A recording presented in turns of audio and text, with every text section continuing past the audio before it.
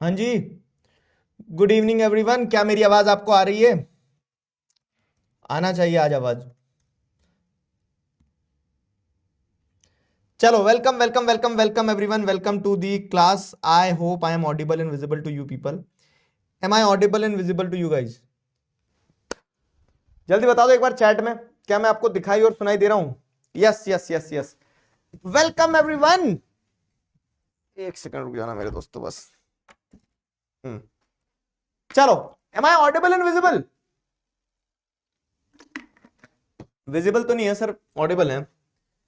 स्वागत, वंदन, अभिनंदन आप सभी का आज के इस सेशन में। आशा करता हूं मैं आपको बेहतरीन तरह से दिखाई और सुनाई दे रहा हूं। Good evening everyone, good evening good evening good evening. क्या हाल है दोस्तों?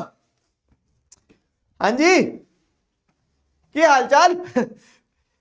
आज हमारे पास में तीसरा चैप्टर है। पावर शेयरिंग अपन कंप्लीट कर चुके हैं, डेवलपमेंट अपन कंप्लीट कर चुके हैं।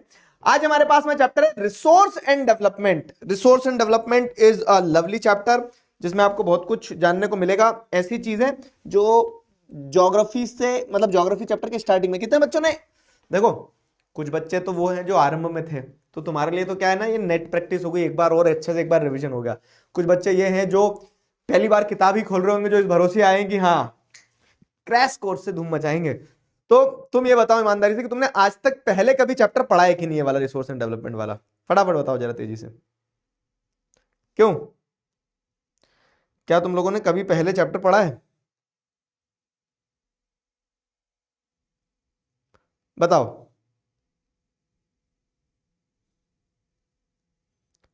क्यों दोस्तों?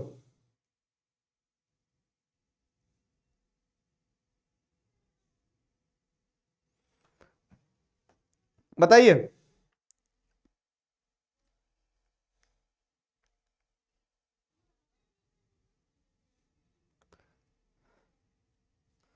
जल्दी बताओ। पढ़ा है? हाँ, तो जो पहले पढ़ा है ना, तो आज अपन क्या करने वाले हैं, आज उस चैप्टर का हैक निकालने वाले हैं कि कौन कौन से इंपॉर्टेंट टॉपिक्स हैं, कैसे अपने को ध्यान रखना है। शॉर्ट में पढ़ेंगे, रिवाइज पूरा अच्छे से करेंगे, इंपॉर्टेंट क्वेश्चंस और कुछ एमसीक्यूज, ये सारी चीजें अपन करने वाले हैं। क्लियर? क्यों दोस्तों? चलो चलो चलो। तो कैसी चल रही है पढ़ाई अभी तक तुम लोगों ने? जैसे तुम्हारी साइंस की शायद 4 क्लास हो चुकी है, मैथ्स की भी चार क्लास के आसपास हो चुकी है, तो और एसएसटी की आज अब तुम्हारी तीसरी क्लास है। मजा आ रहा है नहीं आ रहा है, क्या है बताओ?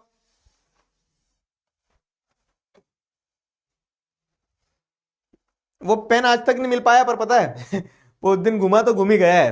तुम्हारी क्लास में घुमा था, 9th की क्लास में घुमा था। ये पता नहीं किसी दूसरे बोर्ड के पेन से काम चल रहा है फिर। चलिए चैप्टर शुरू करते हैं। तो फिर रिसोर्सेज एंड डेवलपमेंट वाला जो चैप्टर है ना, ये जो चैप्टर है, इस चैप्टर की विशेषता बताता हूं मैं आपको कि सारे आ गए ना? हाँ ठीक है, फुल स्ट्रगल चल रहा है सिविक्स का। सिविक्स के होमवर्क क्वेश्चंस जो थे, होमवर्क क्वेश्चंस के सॉल्यूशंस आपको मिल जाएंगे। सॉल्यूशंस ऐप पे चेक करते चलना। सॉल्यूशन चेक कर रहे हो कि नहीं? सिविक्स के जो होमवर्क क्वेश्चन थे उनके सॉल्यूशन।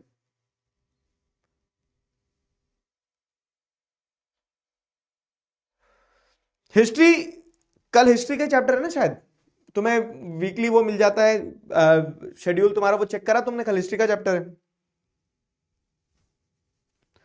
सिविक्स के होमवर्क क्वेश्चंस चेक कर लेना।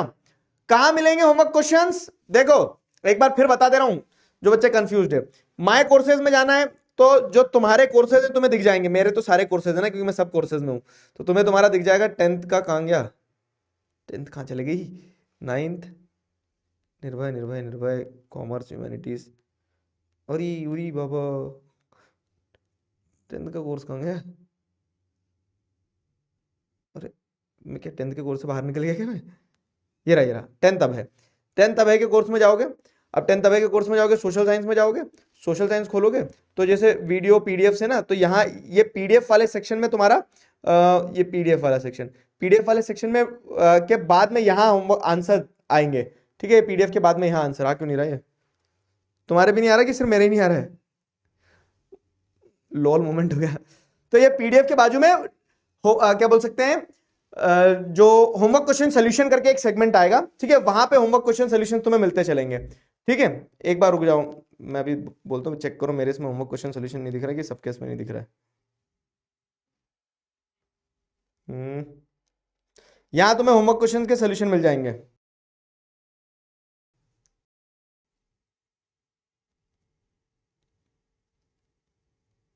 होमवर्क क्वेश्चंस के सॉल्यूशंस,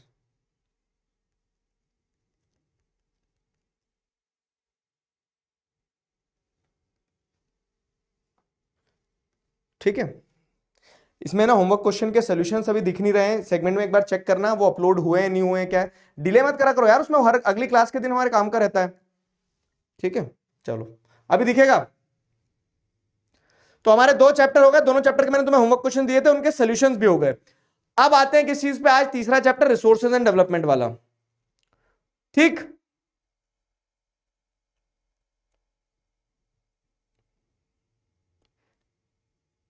वही मुझे लग रहा है मुझे नहीं दिख रहा है बस।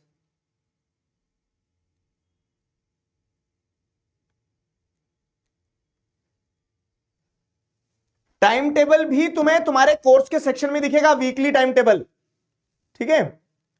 तुम्हारे कोर्स के सेगमेंट में ही दिखेगा तुम्हें वीकली टाइम टेबल भी। चलो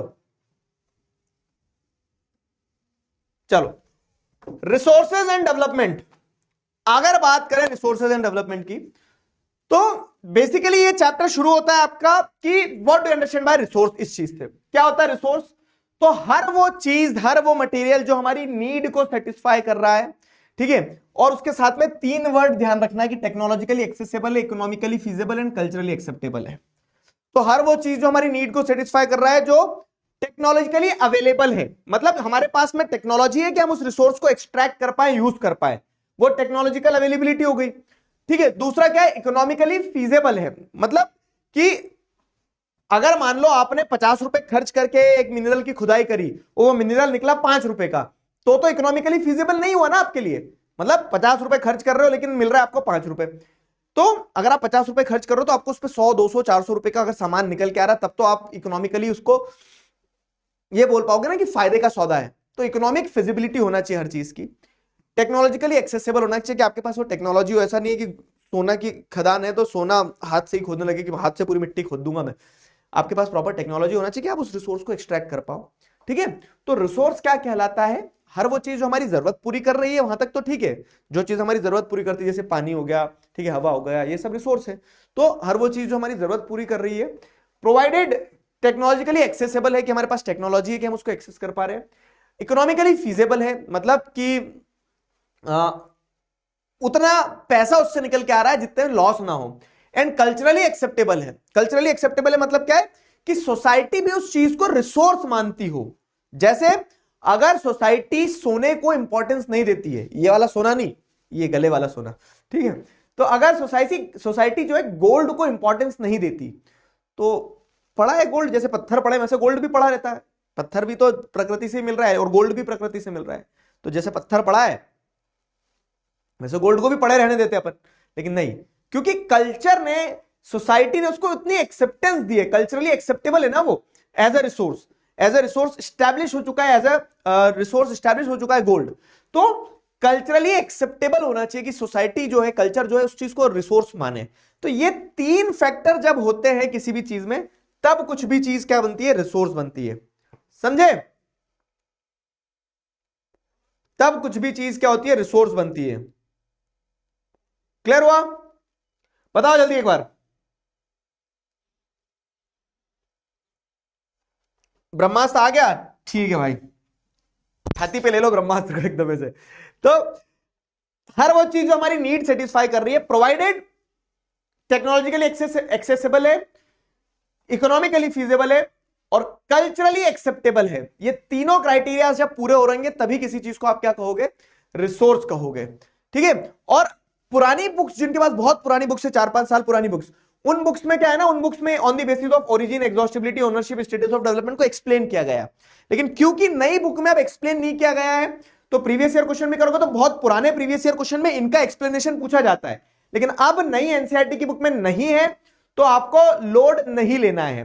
सिंपल है, 4 बेसिस पे रिसोर्सेज को क्लासिफाई किया जा सकता है। जैसे ओरिजिन के हिसाब से क्या होता है, ओरिजिन के हिसाब से आप देखोगे तो बायोटिक और अबायोटिक होते हैं। बायोटिक मतलब क्या है कि जिनके अंदर जान है, जैसे इंसान क्या है, बायोटिक एनिमल, बायोटिक रिसोर्स है।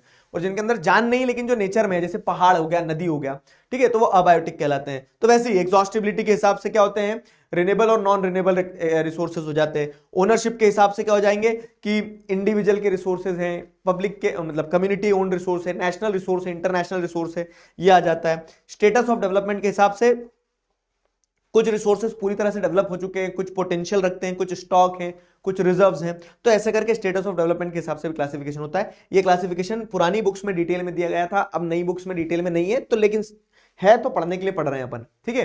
बाकी अगर चैप्टर के शुरुआत में कुछ इंपॉर्टेंट चीज है तो वो क्या है कि हर वो चीज जो हमारी नीड को सेटिस्फाई करता है, 3 फैक्टर्स ध्यान रखना है, टेक्नोलॉजिकली एक्सेसिबल है, कल्चरली एक्सेप्टेबल है और इकोनॉमिकली फीजिबल है, तो वो रिसोर्स कहलाती है। अब देखो क्या है, ये वाला जो आपका डायग्राम है ना, ये डायग्राम और आपको चीजों की बेटर अंडरस्टैंडिंग देगा, ये वाला। तो नेचर में सारे रिसोर्स है, नेचर में सब कुछ है, नेचर में सारे रिसोर्स है, सब कुछ है। तो जैसे लेकिन अब हम देखें तो human beings are in the centre of nature, ठीक है, human beings are in the centre of nature. तो ह्यूमन बींग्स क्या करते हैं ना, टेक्नोलॉजी की मदद से नेचर के साथ इंटरैक्ट करते हैं। ह्यूमन बींग्स टेक्नोलॉजी की मदद से, जैसे ह्यूमन बींग्स के बाद में एक जेसीबी, एक कहानी सुनाता हूं, जेबीसी होता है, जेसीबी होता है, जेबीसी होता है, जेसीबी, हाँ, तो वो जो गड्ढा खोदने वाली मशीन है। तो ह्यूमन बींग्स के पास में टेक्नोलॉजी है, उस टेक्नोलॉजी की मदद से क्या करते हैं ह्यूमन बींग्स, फिजिकल एनवायरनमेंट जो है ना, नेचर जो है, जैसे मिट्टी खोदना है मान लो, तो मशीन है, उस मशीन से वो मिट्टी खोदना चालू करेंगे, उस मशीन से वो मिट्टी खोदना चालू करेंगे। तो ह्यूमन बींग्स जो है वो टेक्नोलॉजी की मदद से क्या करते हैं, नेचर के साथ इंटरैक्ट करते हैं, और उस नेचर के साथ में इंटरैक्ट करते हैं, दे क्रिएट इंस्टीट्यूशंस। इंस्टीट्यूशंस का मतलब क्या है, तो जैसे माइनिंग इंडस्ट्री बना दी ना एक पूरी की पूरी, एक माइनिंग इंस्टीट्यूट हो गया एक पूरा, कि माइनिंग में क्या हो रहा है कि हाँ टेक्नोलॉजी की मदद से नेचर से गड्ढे खोदे जाएंगे, उनमें से ओर निकलेगा, उस ओर को प्रोसेस करेंगे, ओर को प्रोसेस करने से मिनरल मिलेगा, और इस तरह से क्या होता है, इस तरह से ह्यूमन बींग्स जो है they are in the centre, they are interacting with the nature with the help of technology and creating institutions. तो ये ट्रायंगल ऐसा बनता है, समझ में आ गया। तो इंटरडिपेंडेंट रिलेशनशिप आपको देखने को मिलती है between nature, technology and institution through human beings. Human beings in सारी चीजों को कनेक्ट करते हैं। क्लियर हुआ। तो ऐसे कोई भी नेचर जो मतलब कोई भी रिसोर्स जो है वो इस्तेमाल होता है कि वो रिसोर्स नेचर में अगर है तो टेक्नोलॉजी की मदद से नेचर के साथ इंटरैक्ट किया जाएगा, and they will create institutions, ठीक, and they will create institutions. Clear हुआ, समझ में आया, बताइए। मिनरल्स मतलब आगे चैप्टर आएगा मिनरल्स एंड रिसोर्सेज, तो उसमें हम माइनिंग वगैरह के बारे में और डिटेल में पढ़ेंगे अभी। लेकिन आपको क्योंकि पहला चैप्टर आपका रिसोर्सेज एंड डेवलपमेंट है, तो उसमें आपको रिसोर्स की डेफिनेशन क्लियर होना चाहिए, कैसे इंटरडिपेंडेंट रिलेशनशिप होती है टेक्नोलॉजी, नेचर और इंस्टीट्यूशन के बीच में, वो पता होना चाहिए। और क्लासिफिकेशन की बात करें रिसोर्सेज की, तो नेचुरल होते हैं, कुछ ह्यूमन रिसोर्सेज होते हैं, लेकिन ये वाला चार्ट ऐसे इंपॉर्टेंट उतना है नहीं। बाकी आपको पता होना चाहिए कि नेचुरल रिसोर्सेज वो सारे जो नेचर में है, तो रिन्यूएबल, नॉन रिन्यूएबल, उसमें भी जैसे आप देखेंगे ये कंटिन्यूअस फ्लो वाला जो है ना, तो ये पहले एक पूरा डिटेल एक्सप्लेनेशन होता था, लेकिन अब सीबीएसई से हट चुका है वो, तो इसीलिए अपन उसमें डाइव डाउन नहीं कर रहे हैं ज्यादा। क्लियर है, क्लियर हो गया। जेसीबी होता है, गांव में जेबीसी बोलते हैं। चलो आगे अगर बढ़े तो अब रिसोर्स तो हमने समझ लिया कि everything that satisfy our needs available in the nature, हर वो चीज जो नेचर में अवेलेबल है जो हमारी नीड सेटिस्फाई कर रहा है, प्रोवाइडेड टेक्नोलॉजिकली एक्सेसिबल है, ठीक है, मतलब उसके आपके पास में टेक्नोलॉजी के आप उसको एक्सेस कर पा रहे हो, इकोनॉमिकली फीजिबल और कल्चरली एक्सेप्टेबल है। अब अगर हम बात करें ना, लेकिन तो ये रिसोर्स जो है, कोई भी रिसोर्स हो, चाहे वो आप कह सकते हैं कि मिनरल्स ले लो, चाहे वो हवा ले लो, चाहे आप इंसान ले लो, कोई भी रिसोर्स, हर चीज रिसोर्स है ना, उस रिसोर्स का प्रॉपर डेवलपमेंट जरूरी है। अब यहीं से सवाल बनता है, क्या सवाल बनता है यहां से, कि रिसोर्स का डेवलपमेंट क्यों जरूरी है, why there is the need of resource development. क्यों, क्योंकि अगर रिसोर्सेज नहीं होंगे ना तो ह्यूमन सर्वाइवल जो हो जाएगा बहुत कठिन हो जाएगा। जैसे हवा भी एक रिसोर्स है, लेकिन अगर हवा को पॉल्यूट कर दिया, जैसे आज देख रहे हैं आपकी दिल्ली में AQI क्या हो गया, खराब, भयंकर खराब, जो आदमी 50 साल जीने वाला था उसकी 10 साल उम्र कम हो गई दिल्ली में रहते रहते, ठीक है। तो दिल्ली वाले बच्चे सारे घबरा रहे होंगे, डरो नहीं, ठीक है। तुम अकेले नहीं हो, तुम्हारे साथ में तुम्हारे 2 टीचर भी उधर ही दिल्ली में है। मैं तो भोपाल में हूं, दूर दिल्ली से, ठीक।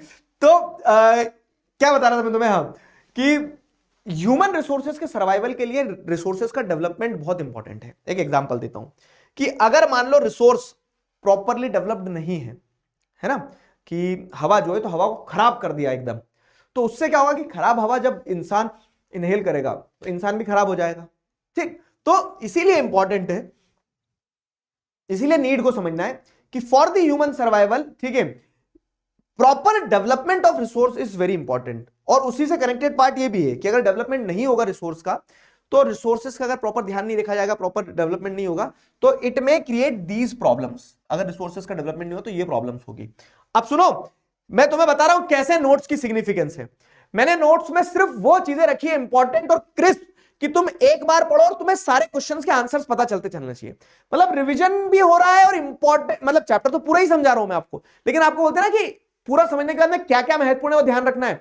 तो पहला सवाल का जवाब ये रहा, क्वेश्चन आता है सीबीएसई में यहीं से कि why do we require development of resources, what is the need for the development of resources, resources plays a very important role in human survival, why, मतलब explain this statement why this is important. तो किसी भी तरह से development of resources की जरूरत पूछी जाएगी ना, अगर प्रॉपर डेवलपमेंट नहीं होगा तो क्या प्रॉब्लम हो सकती है, ऐसे भी पूछा जा सकता है। तो ये 3 पॉइंटर ध्यान रखना है बस, कि अगर रिसोर्सेज का प्रॉपर डेवलपमेंट नहीं हुआ, या फिर why there is need of resource development, क्यों, क्योंकि अगर वो ध्यान नहीं रखोगे आप तो there will be depletion of resources. अगर आप रिसोर्सेज का प्रॉपर डेवलपमेंट नहीं करोगे तो रिसोर्सेज डिप्लीट होते चले जाएंगे, कम होते चले जाएंगे, खत्म होते चले जाएंगे।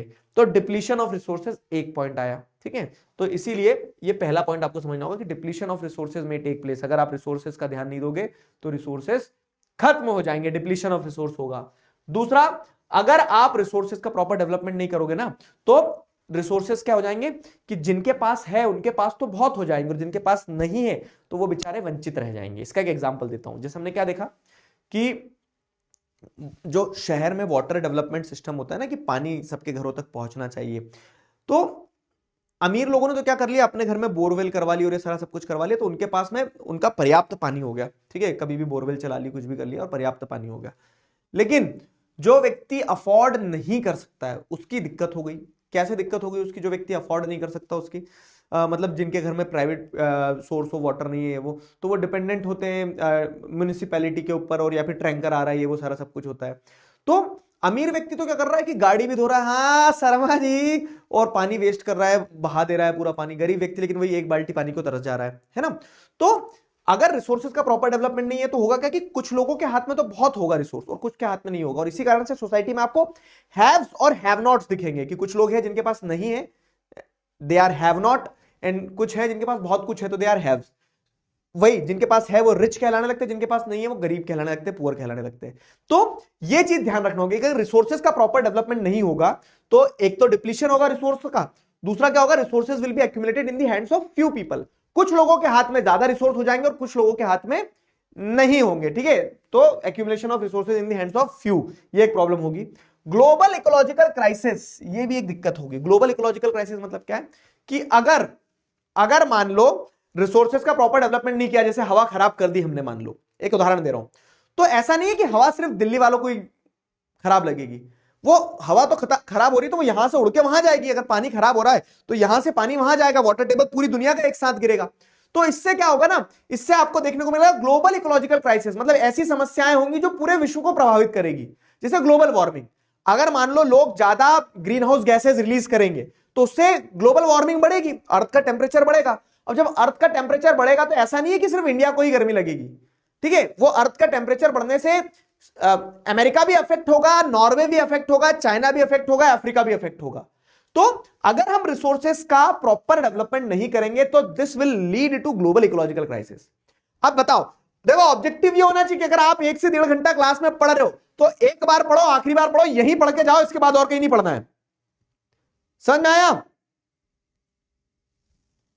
अबे ये एक बच्चा पूछ रहा, भैया सानिया को जानते हो? पढ़ ले, मैं मार मार के सानिया बना दूंगा तुम्हें।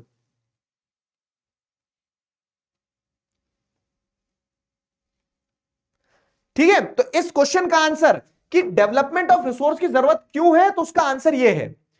अब ये तो हमें समझ में आ गया कि जरूरत है, डेवलपमेंट ऑफ रिसोर्सेज की जरूरत है, किया क्या डेवलपमेंट के लिए, किया क्या, है ना। ये भी तो एक सवाल है ना कि development of resources is important, development of resources is required, but the next question is कि रिसोर्सेज के डेवलपमेंट के लिए किया क्या तुमने, ठीक है, सोल्यूशन क्या है तुम्हारे पास। तो for the sake of the development of resources, ताकि इन सारी समस्याओं से हमें जूझना ना पड़े, हमने एक मीटिंग करी, है ना। फ्लो समझ में आ रहा है पूरा चैप्टर का। क्वेश्चन ये बनेगा, एक ये क्वेश्चन हो गया तुम्हारा, ठीक है, ये क्वेश्चन हो गया कि why do we need development of resource, नहीं करोगे तो ये सारी प्रॉब्लम्स होंगी। अब सोल्यूशन क्या है, तुमने स्टेप क्या लिया डेवलपमेंट ऑफ रिसोर्स के लिए, तो हमने एक मीटिंग करी। क्या मीटिंग करी, अर्थ समिट के नाम से एक मीटिंग करी 1992 में। अर्थ समिट की मीटिंग को रियो डी जेनेरियो की मीटिंग भी कहा जाता है। तो बेसिकली 1992 में क्या हुआ, 1992 में एक मीटिंग होती है अर्थ समिट के नाम से, एंड उस मीटिंग का आउटकम रहता है एजेंडा 21। मीटिंग का आउटकम रहता है एजेंडा 21 का मतलब क्या है कि उस मीटिंग से जो निष्कर्ष निकल के आया, उस मीटिंग से जो आउटकम निकल के आया, वो आउटकम क्या कहलाता है, एजेंडा 21, ठीक है। उस मीटिंग से जो आउटकम निकल के आता है वो निकल के आता है एजेंडा 21, ठीक है, समझे। पेड़ काट दिए सर मीटिंग के लिए, अबे पेड़ नहीं काटे, समझो। अभी इतना समझ में आया कि हमें क्योंकि डेवलपमेंट ऑफ रिसोर्स अचीव करना था, तो उसके लिए हमने एक मीटिंग करी 1992 में। उस मीटिंग का नाम था अर्थ समिट, और ये अर्थ समिट की मीटिंग कहां होती है, ब्राजील में, रियो डी जेनेरियो में।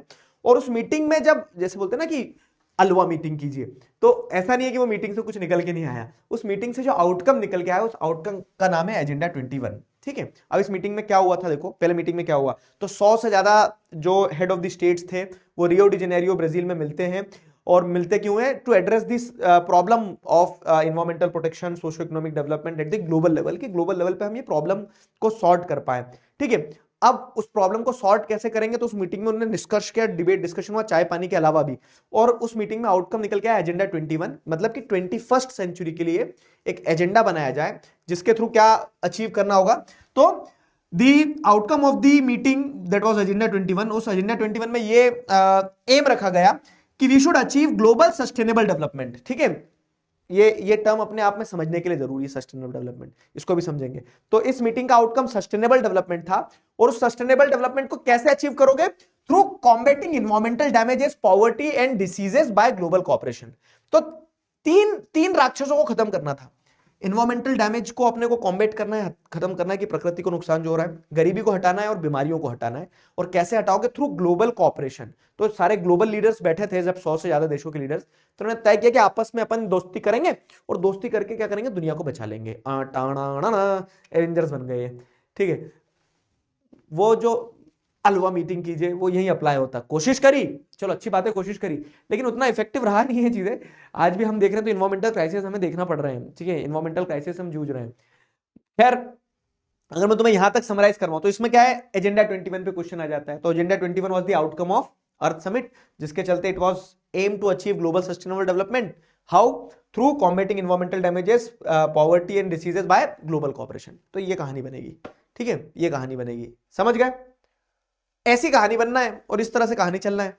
ये हो गया। अब सस्टेनेबल डेवलपमेंट क्या है, जो एजेंडा 21 के अंदर बात की गई, वो समझते हैं। सस्टेनेबल डेवलपमेंट अपने आप में एक क्वेश्चन है कि सस्टेनेबल डेवलपमेंट क्या, ठीक, यहां तक समझ में आया, क्लियर हो गया। ए बता दो,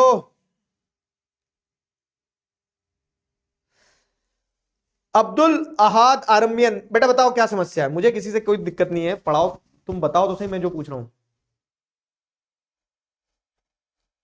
शोभित भैया ही सुनाया है, अबे तुम्हें कैसे पता चला है, हैक है भाई, ये हैक।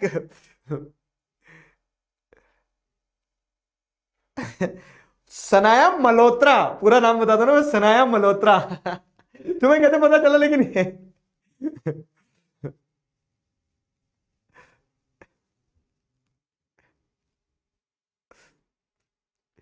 मतलब हैक निकाला लड़के ने, एक तो लड़की होना चाहिए, और दूसरा ऐसा लगना चाहिए कि कोई मॉडल वॉडल महंगी लड़की एकदम, कैसे, शनाया मल्होत्रा।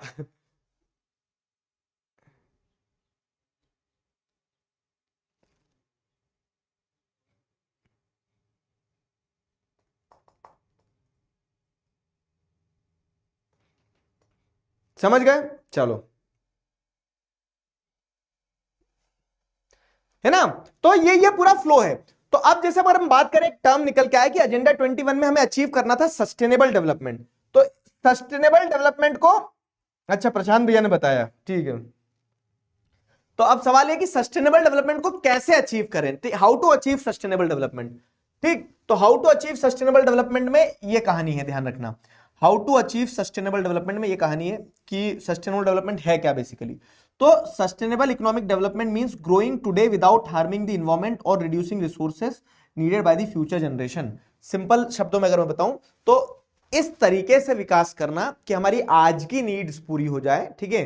तो development should take in a development should take place in a way that our present needs are satisfied without compromising with the needs of future generation। ठीक है, हमारी आज की सारी जरूरतें पूरी हो जाए और भविष्य में आने वाली जो फ्यूचर नीड्स हैं वो किसी भी तरह से अफेक्ट ना हो, वो किसी भी तरह से हर्ट ना हो, उस पर किसी भी तरह का वो ना हो, क्या बोल सकते हैं ना, इंपैक्ट ना पड़े। ये होता है सस्टेनेबल डेवलपमेंट।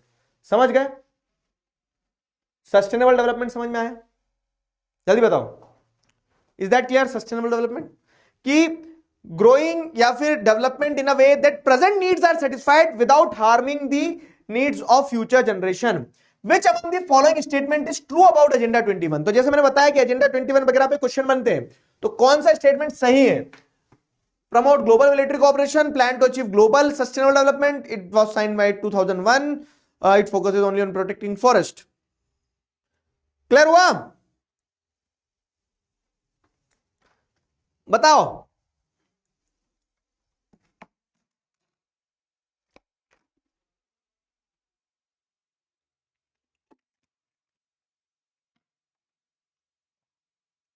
बताइए बताइए बताइए।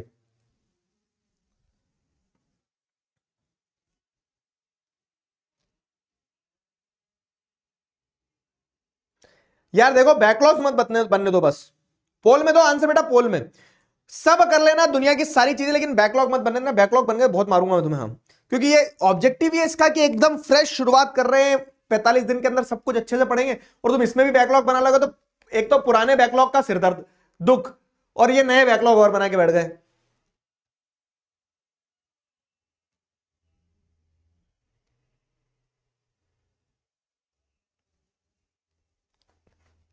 चलो 3 2 1 time up time up time up. 82% बच्चों ने सही आंसर दिया है, क्या बात है, दिल खुश कर दिए, वाह यार। ठीक है, 82% बच्चों ने सही आंसर दिया। तो it is a plan to achieve global sustainable development. ठीक है, क्या है एजेंडा 21? ग्लोबल सस्टेनेबल डेवलपमेंट को अचीव करने का एक प्लान है। ठीक है, आ जाओ, अब आते हैं। अब देखो, हमने ये देख लिया, एक बार रिकैप करवा रहा हूं। रिसोर्स क्या है? डेवलपमेंट ऑफ रिसोर्स इंपॉर्टेंट है क्योंकि उससे समस्याएं होंगी, क्या डिप्लीशन हो जाएगा रिसोर्सेज का, सोसाइटी हैव नॉट्स में, हैव्स और हैव नॉट्स में डिवाइड हो जाएगी, रिच एंड पुअर में, ग्लोबल इकोलॉजिकल क्राइसिस होंगे। तो हमने क्या किया उसके डेवलपमेंट के लिए, रिसोर्स के? तो रिसोर्स के डेवलपमेंट के लिए हमने क्या किया? अर्थ समिट नाम की एक मीटिंग करी, और उस मीटिंग का ऑब्जेक्टिव ये था कि हम क्या कर पाए, उस मीटिंग का ऑब्जेक्टिव ये था कि हम सस्टेनेबल डेवलपमेंट अचीव कर पाए। तो अर्थ समिट की मीटिंग में लोगों ने डिबेट डिस्कशन किया, तो आउटकम निकल के आया एजेंडा 21, जिसके तहत हमने ये प्लान किया, ये एम किया कि we should achieve sustainable development by global cooperation on 3 parameters. वो क्या क्या थे कि हमें एनवायरमेंटल डैमेज को कॉम्बैट करना है, पॉवर्टी को खत्म करना है, डिसीजेस को खत्म करना है। सिंपल, अभी तक जितना पढ़ा मैंने तुम्हें एक लाइन में बता दिया। अब आगे आते हैं कि सस्टेनेबल डेवलपमेंट अचीव करना है अपने को। तो सस्टेनेबल डेवलपमेंट के लिए जो आपके पास मतलब ऐसा कर रहे हैं ना, सस्टेनेबल डेवलपमेंट क्या है कि आज का भी काम चल जाए और आगे आने वाली जनरेशन का भी काम चल जाए। ठीक है, using resources in a way that present needs are satisfied, ठीक है, without compromising with the needs of future generation. आगे वालों के लिए भी बचा रहे कुछ, without compromising the needs of future generation. तो क्वेश्चन इज कि आगे आने वाली जनरेशन के लिए आपको रिसोर्सेज बचाना है, कैसे बचाओगे? है ना, तो उसके लिए आप क्या करोगे? रिसोर्स प्लानिंग करोगे। उसके लिए आप रिसोर्स प्लानिंग करोगे, और वो रिसोर्स प्लानिंग कैसे होगी? ठीक है, समझ रहे हो ना? सस्टेनेबल डेवलपमेंट को अचीव करने के लिए रिसोर्स प्लानिंग करना होगी। और या फिर ऐसा भी पूछा जाए कि रिसोर्स प्लानिंग की जरूरत क्या है, तो ये ध्यान रखना कि रिसोर्स प्लानिंग की ये जरूरत है कि रिसोर्सेज जो है बहुत अनइवनली डिस्ट्रीब्यूटेड है। अनइवनली डिस्ट्रीब्यूटेड मतलब कि एक एग्जांपल देता हूं मैं तुम्हें ना, एक एग्जांपल देता हूं, किस चीज का एग्जांपल देता हूं? पानी का। पानी इन राजस्थान। पहली बात तो बच्चों, राजस्थान में भी पानी है, ऐसा नहीं है कि एकदम ही सूखा है, ठीक है। लोगों के गले तृप्त रहते हैं, लोग रोज नहाते हैं राजस्थान वाले, और उनके पास में पानी है, ऐसा नहीं कि तरस जाते हैं पानी को देखने के लिए। ये है लेकिन स्टेटमेंट की इन जनरल वाटर रिसोर्सेज की वहां कमी है क्योंकि डेजर्ट एरिया है, ठीक है। तो रिसोर्स प्लानिंग की जरूरत क्यों, देखो कनेक्ट करना, फ्लो नहीं बिगड़ना चाहिए। रिसोर्स प्लानिंग की जरूरत इसलिए है बाबू क्योंकि रिसोर्सेज आर अनइवनली डिस्ट्रीब्यूटेड। अगर हम वाटर की बात करें तो जैसे एक स्टेट है अरुणाचल प्रदेश, वहां पे अबंडेंस में पानी है, झरने ही झरने हैं, ठीक है। लेकिन एक स्टेट है राजस्थान जहां पानी की कमी है। एक स्टेट है छत्तीसगढ़ जहां आपको कोयला देखने को मिलेगा कि कोल मिल रहा है, लेकिन एक स्टेट है आपको उत्तर प्रदेश, वहां पे कोल माइंस नहीं है, वहां कोयला नहीं मिलेगा, है ना। तो कहीं पे कुछ है और कहीं पे कुछ है। ऐसा कौन है जिसमें कमी नहीं, आसमां के पास भी जमीन नहीं। तो सबको सब कुछ नहीं मिलता है ना दोस्त, सबको सब कुछ नहीं मिलता है। तो रिसोर्सेज जो है वो अनइवनली डिस्ट्रीब्यूटेड होते हैं, कहीं पे है और कहीं पे नहीं है। लेकिन जरूरत, अब पानी की जरूरत तो राजस्थान वालों को भी है, भले ही पानी कम हो वहां, है ना।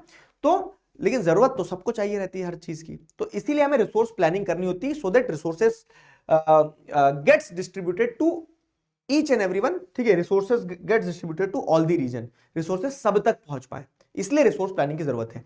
नीड समझ में, इस पे 5 नंबर का क्वेश्चन बनता है, अगेन क्वेश्चन बनता है, यहां पे भी मैं लिख दे रहा हूं, यहां पे भी क्वेश्चन बनता है कि why do we need resource planning and how it takes place in India. और ये क्वेश्चन है इंपॉर्टेंट, बस जैसे डेवलपमेंट का बताया ना कि डेवलपमेंट ऑफ रिसोर्स क्यों जरूरी है, वैसे ही रिसोर्स प्लानिंग क्यों जरूरी है और कैसे होती है इंडिया में। तो रिसोर्स प्लानिंग की 3 स्टेप होती है, समझ में आया यहां तक? बताओ बताओ बताओ। वैसे ही रिसोर्स प्लानिंग की भी 3 स्टेप है, एक बार पढ़ना है क्लास में, आखिरी बार पढ़ता है।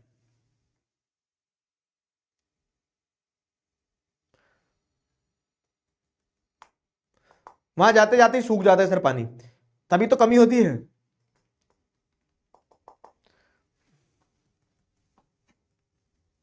चलो क्लियर है ना, वेरी गुड यार, तुम तो मेरे प्यारे बच्चे, लाओ तुम्हें गुलगुलू कर दूं मैं, लल्लू मेरे, ठीक है। अब देखो क्या है, तो अब जैसे अगर अपन यहां देखें तो how it takes place in India, तो इंडिया में रिसोर्स प्लानिंग कैसे होती है, तो इंडिया में 3 स्टेप रिसोर्स प्लानिंग है। सवाल बहरूपिया होता है मेरे दोस्त, ठीक है, मतलब वो अलग अलग रूप में आ सकता है, तो अलग अलग तरह से पूछा जा सकता है। जैसे ऐसे पूछ ले कि 3 स्टेप रिसोर्स प्लानिंग क्या है, why do we need resource planning and how it takes place in India, तो किसी भी रूप में पूछ ले आंसर तो यही जाएगा। तो 3 स्टेप क्या है कि सबसे पहला तो आइडेंटिफिकेशन ऑफ रिसोर्सेज, क्या आप रिसोर्सेज को देखोगे कि कहां हो, कितना हो। तो पहली स्टेप रिसोर्स प्लानिंग की ये है कि आप आइडेंटिफाई करते हो रिसोर्सेज को, वेयर आर दी रिसोर्सेज। पहला स्टेप यही है कि आइडेंटिफिकेशन ऑफ रिसोर्सेज, ठीक है, पहला स्टेप है आइडेंटिफिकेशन ऑफ रिसोर्सेज। तो रिसोर्सेज का आइडेंटिफिकेशन आपका पहला स्टेप हो गया, ठीक है। दूसरा स्टेप क्या है, दूसरा स्टेप है आपका इवॉल्विंग अ प्रॉपर, हाँ आइडेंटिफिकेशन में ये देखते हैं आपकी कितनी क्वालिटी में है, कितनी क्वांटिटी में है, तो क्वांटिटेटिव क्वालिटेटिव एस्टिमेशन लगाया जाता है, कितनी क्वांटिटी में रिसोर्स है, कहां है, किस क्वालिटी का है, तो वो आपने आइडेंटिफाई कर लिया रिसोर्स। आइडेंटिफिकेशन ऑफ रिसोर्स के बाद में दूसरा क्या है, evolving a planning structure to use them, दूसरा है evolving a planning structure to use them. तो आप दूसरी चीज आप ये कर रहे हो कि आप एक प्रॉपर प्लान बना रहे हो, एक प्लानिंग स्ट्रक्चर क्रिएट कर रहे हो कि उन रिसोर्सेज को यूज कैसे किया जाए, ठीक है। Evolving a planning structure to use them, कि रिसोर्सेज को यूज कैसे किया जाए, है ना, कि आप कौन सी मशीन लगाओगे, कौन सी टेक्नोलॉजी लगाओगे। तो इसमें आप पूरा टेक्नोलॉजिकल नो हाउ लगा रहे हैं, मतलब सिंपल चीज है कि आपको एक, अगर मान लो क्या करना है, काम करना है, ठीक है, आपको एक गड्ढा खोदना है और गड्ढा खोद के क्या करना है, वहां से जो सामान निकलेगा वो सामान अपनी फैमिली के लिए यूज करना है। तो सबसे पहले तो आप ये देखेंगे कि आप आइडेंटिफाई करोगे गड्ढा कहां खोदूं, कितना गहरा खोदना है, कैसे खोदना है, ये वो है ना। तो आइडेंटिफाई कर लिया आपने रिसोर्स को कि आपको ये गड्ढा खोदना है। फिर क्या है, अब आप इवॉल्व करोगे planning structure to go through that process, तो अब रिसोर्सेज का डेवलपमेंट करना है, उसकी प्लानिंग करना है, तो अब एक पूरी प्लानिंग करोगे कि गड्ढा कैसे खोदूंगा मैं, फिर ठीक है, मशीन कौन सी लगेगी वो। तो इवॉल्विंग अ प्लानिंग स्ट्रक्चर में आप टेक्नोलॉजिकल नो हाउ लेते हैं कि हाँ कैसे काम करना है। और तीसरा क्या है कि जब आपने गड्ढा खोद लिया, वहां से जो सामान मिलना था आपको मिल गया, ठीक है, वैसे ही जैसे आपने रिसोर्सेज को एक्सट्रैक्ट कर लिया। अब एक्सट्रैक्ट करने के बाद में ऐसा नहीं कि रिसोर्सेज अगर कोयला आपको छत्तीसगढ़ में मिल रहा तो सिर्फ छत्तीसगढ़ में इस्तेमाल करना है, कोयले की जरूरत तो पूरे देश को है ना। तो matching the resource developmental plan with the national developmental plan, ठीक है, मतलब अगर मान लो कोई चीज यहां मिली है तो उसकी जरूरत पूरे देश में है, तो आप कैसे पूरे देश में उस प्रोडक्ट को पहुंचाओगे, है ना। मतलब उस रिसोर्स का development should match with the national development, पूरी कंट्री के डेवलपमेंट में वो योगदान दे पाए। ठीक है, तो सबसे पहला आइडेंटिफिकेशन ऑफ रिसोर्स, दूसरा रिसोर्स की प्लानिंग करना है आपको, आप टेक्नोलॉजिकल नो हाउ निकालेंगे, क्या है कितना है कैसे निकालना है, मतलब क्या है कितना है तो आइडेंटिफिकेशन में आ गया, कैसे यूज करना है उसको, ठीक है, कैसे प्लान करना है कि रिसोर्स को एक्सट्रैक्ट करें, और तीसरा matching with the national developmental plan. ये 3 स्टेप होती है, क्लियर हुआ? 3 स्टेप रिसोर्स डेवलपमेंटल प्लान होता है। अब इन 3 स्टेप के हिसाब से अगर आगे बढ़े तो हमें यह तो समझ में आ गया कि रिसोर्स जरूरी है, रिसोर्स प्लानिंग क्यों जरूरी है, रिसोर्स प्लानिंग इंडिया में कैसे होती है। लेकिन इस रिसोर्स प्लानिंग के अलावा हमें यह भी समझना होगा क्या, कि आज के समय में जैसे अगर आप देखेंगे, ठीक है, आज के समय में जैसे अगर आप देखेंगे तो रिसोर्सेज का ओवर यूज हो रहा है, और उस कारण से क्या होता है, उस कारण से सोशल इकोनॉमिक लेवल पे और इन्वायरमेंटल लेवल पे आपको प्रॉब्लम्स देखने को मिल रही है। ठीक है, हमने जैसे देखा भी कि सोसाइटी में जब रिसोर्सेज का प्रॉपर डेवलपमेंट नहीं होगा तो सोसाइटी हैव्स हैव नॉट्स में डिवाइड हो जाएगी, रिसोर्सेज एक दिन खत्म हो जाएंगे।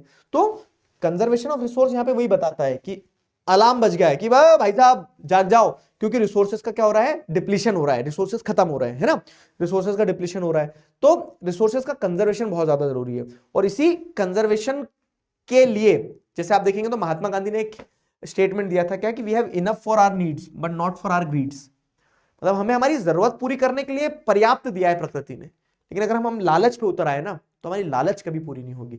तो ये आइडिया कंजर्वेशन का मतलब उसको बेसिस देता है। जैसे क्या हुआ था यहाँ पे, एक पॉइंट जो है वो मैं तुम्हें मिसिंग है जो बताता हूँ, मिसिंग नहीं है, पॉइंट में लिखा हुआ है। जैसे क्या होता है ना, Mahatma Gandhi blamed greedy and modern technology for resource depletion and he supported the production by the masses rather than mass production. कि पहले क्या हुआ, जो ब्रिटिशर्स थे जब इंडिया आए ना तो देवर टेक्नोलॉजिकली सुपीरियर, उनके पास में टेक्नोलॉजी थी। अब अगर मेरे पास में टेक्नोलॉजी है, जैसे मैं अगर हाथ से मान लो क्या है कि फल तोड़ रहा था, तो 2 फल 10 फल 20 फल तोड़ूंगा, जितने मेरे हाथ हैं उतने तोड़ पाऊंगा। लेकिन टेक्नोलॉजी मिल गई कि मैंने पेड़ ही काट दिया, पेड़ काट के पूरे फल एक साथ निकाल लिए एक ही बार में। तो ब्रिटिशर्स ने वही किया कि वो टेक्नोलॉजिकली सुपीरियर थे, इंडिया में आए, देखा कि यार इनके पास तो बहुत रिसोर्स है, तो उन्होंने बहुत ज्यादा एक्सप्लॉयटेशन किया, और उस एक्सप्लॉयटेशन के कारण क्या, रिसोर्सेज का ओवर यूज हुआ, जिससे सोशो इकोनॉमिक और इन्वायरमेंटल प्रॉब्लम्स आई। अब ये सोशो इकोनॉमिक इन्वायरमेंटल प्रॉब्लम्स के कारण क्या हुआ, इन प्रॉब्लम्स के चलते आपको देखने को मिला कि रिसोर्सेज का डिप्लीशन हुआ, और इसीलिए हमें कंजर्वेशन की नीड जागी कि हमें रिसोर्सेज का कंजर्वेशन करना है। ठीक है, इसीलिए हमें रिसोर्सेज का कंजर्वेशन करना है। लेकिन अब कंजर्वेशन का आइडिया जो है तो महात्मा गांधी ने जो दिया है वो ये है कि रिसोर्सेज का कंजर्वेशन ऐसे हो कि मास प्रोडक्शन ना हो, कि खूब सारा प्रोड्यूस मत करो। ठीक है, it should be produced by masses, जनता अपनी जरूरत के हिसाब से खुद प्रोड्यूस करे। और महात्मा गांधी के यही कंजर्वेशन के आइडिया को जैसे आप देखोगे तो ग्लोबल लेवल पे क्या किया है, रिकॉग्नाइज किया। तो क्लब ऑफ रोम, ठीक है, तो क्लब ऑफ रोम एक ग्रुप था, तो उन्होंने क्या किया, उन्होंने कंजर्वेशन के महात्मा गांधी के इस आइडिया को पहली बार ग्लोबल लेवल पे डिस्कस किया। ठीक है, सिमेचर की रिपोर्ट जो आई थी 1974 में, उनमें उसमें उन्हें स्मॉल इज ब्यूटीफुल, ठीक है, इस बुक के अंदर उन्होंने क्या किया, गांधीयन आइडिया को हाईलाइट किया। ब्रटलैंड रिपोर्ट की जो कमीशन है, ये ब्रटलैंड रिपोर्ट जो है ना, ये इसी रिपोर्ट में पहली बार सस्टेनेबल डेवलपमेंट की बात हुई थी। ठीक है, तो ब्रटलैंड रिपोर्ट कमीशन, जो ब्रटलैंड कमीशन था उसकी रिपोर्ट में they introduce the idea of sustainable development, and वही सस्टेनेबल डेवलपमेंट का आइडिया अर्थ समिट में कंक्रीट हुआ। ठीक है, अर्थ समिट में उस आइडिया को क्या किया गया, एक तरह से फाइनलाइज किया गया। ठीक है, तो ये एक मेजर स्टेप थी towards the conservation of resource, क्योंकि हमें समझ में आया कि रिसोर्सेज का कंजर्वेशन इंपॉर्टेंट है। ठीक है, ये मैं सारे डेटा यहां पे शॉर्ट में क्यों लिख दिए, अगर इनकेस ऑब्जेक्टिव क्वेश्चन आता है तो आपसे बन जाएगा। ठीक है, थ्योरी पे ये क्वेश्चन इंपॉर्टेंट है, रिसोर्स प्लानिंग की नीड क्या है और कैसे की जाती है इंडिया में, ध्यान रहेगा। बताओ बताओ, नोट्स बनाए या प्रिंट आउट निकलवाना है? प्रिंट आउट निकलवा सकते हो,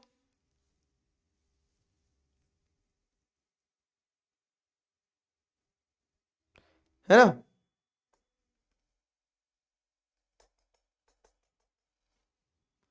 क्लियर हुआ?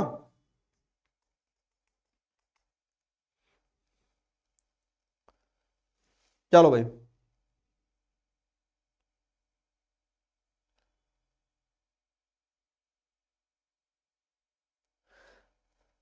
अगर भूल जाए तो कैसे रिवाइज करें मेरे लाल, कुछ नहीं भूलना है। तुम अगर ये एरो एरो के साथ भी खेलोगे ना, कि नीड ये रही, how it takes place in India, ऐसे, ठीक है, ये उसका फ्लो चार्ट हो गया। अगला टॉपिक ये है, तो मैंने सब एरो के साथ बनाया कि एक फ्लो रहेगा रिवाइज करते समय। ठीक है, आ जाओ। अब जैसे अगर अपन देखें तो हमने रिसोर्स डेवलपमेंट, रिसोर्स प्लानिंग, उसकी कंजर्वेशन, ये सब समझ लिया। अब दो रिसोर्स के बारे में आपको बताया गया है इस चैप्टर में। एक रिसोर्स है आपका लैंड और दूसरा रिसोर्स है आपकी सॉइल। तो लैंड एज अ रिसोर्स के बारे में बात करते हैं। लैंड रिसोर्स है क्या हमारे लिए, बताओ what do you guys think, how land can be a resource for us? Land हमारे लिए रिसोर्स कैसे है, बताओ जरा, क्या लगता है तुम्हें? लैंड हमारे लिए रिसोर्स कैसे है, बताओ। वाई डू यू थिंक कि land is a resource for us? तुम्हें ऐसा क्यों लगता है कि लैंड हमारे लिए रिसोर्स है, बताइए।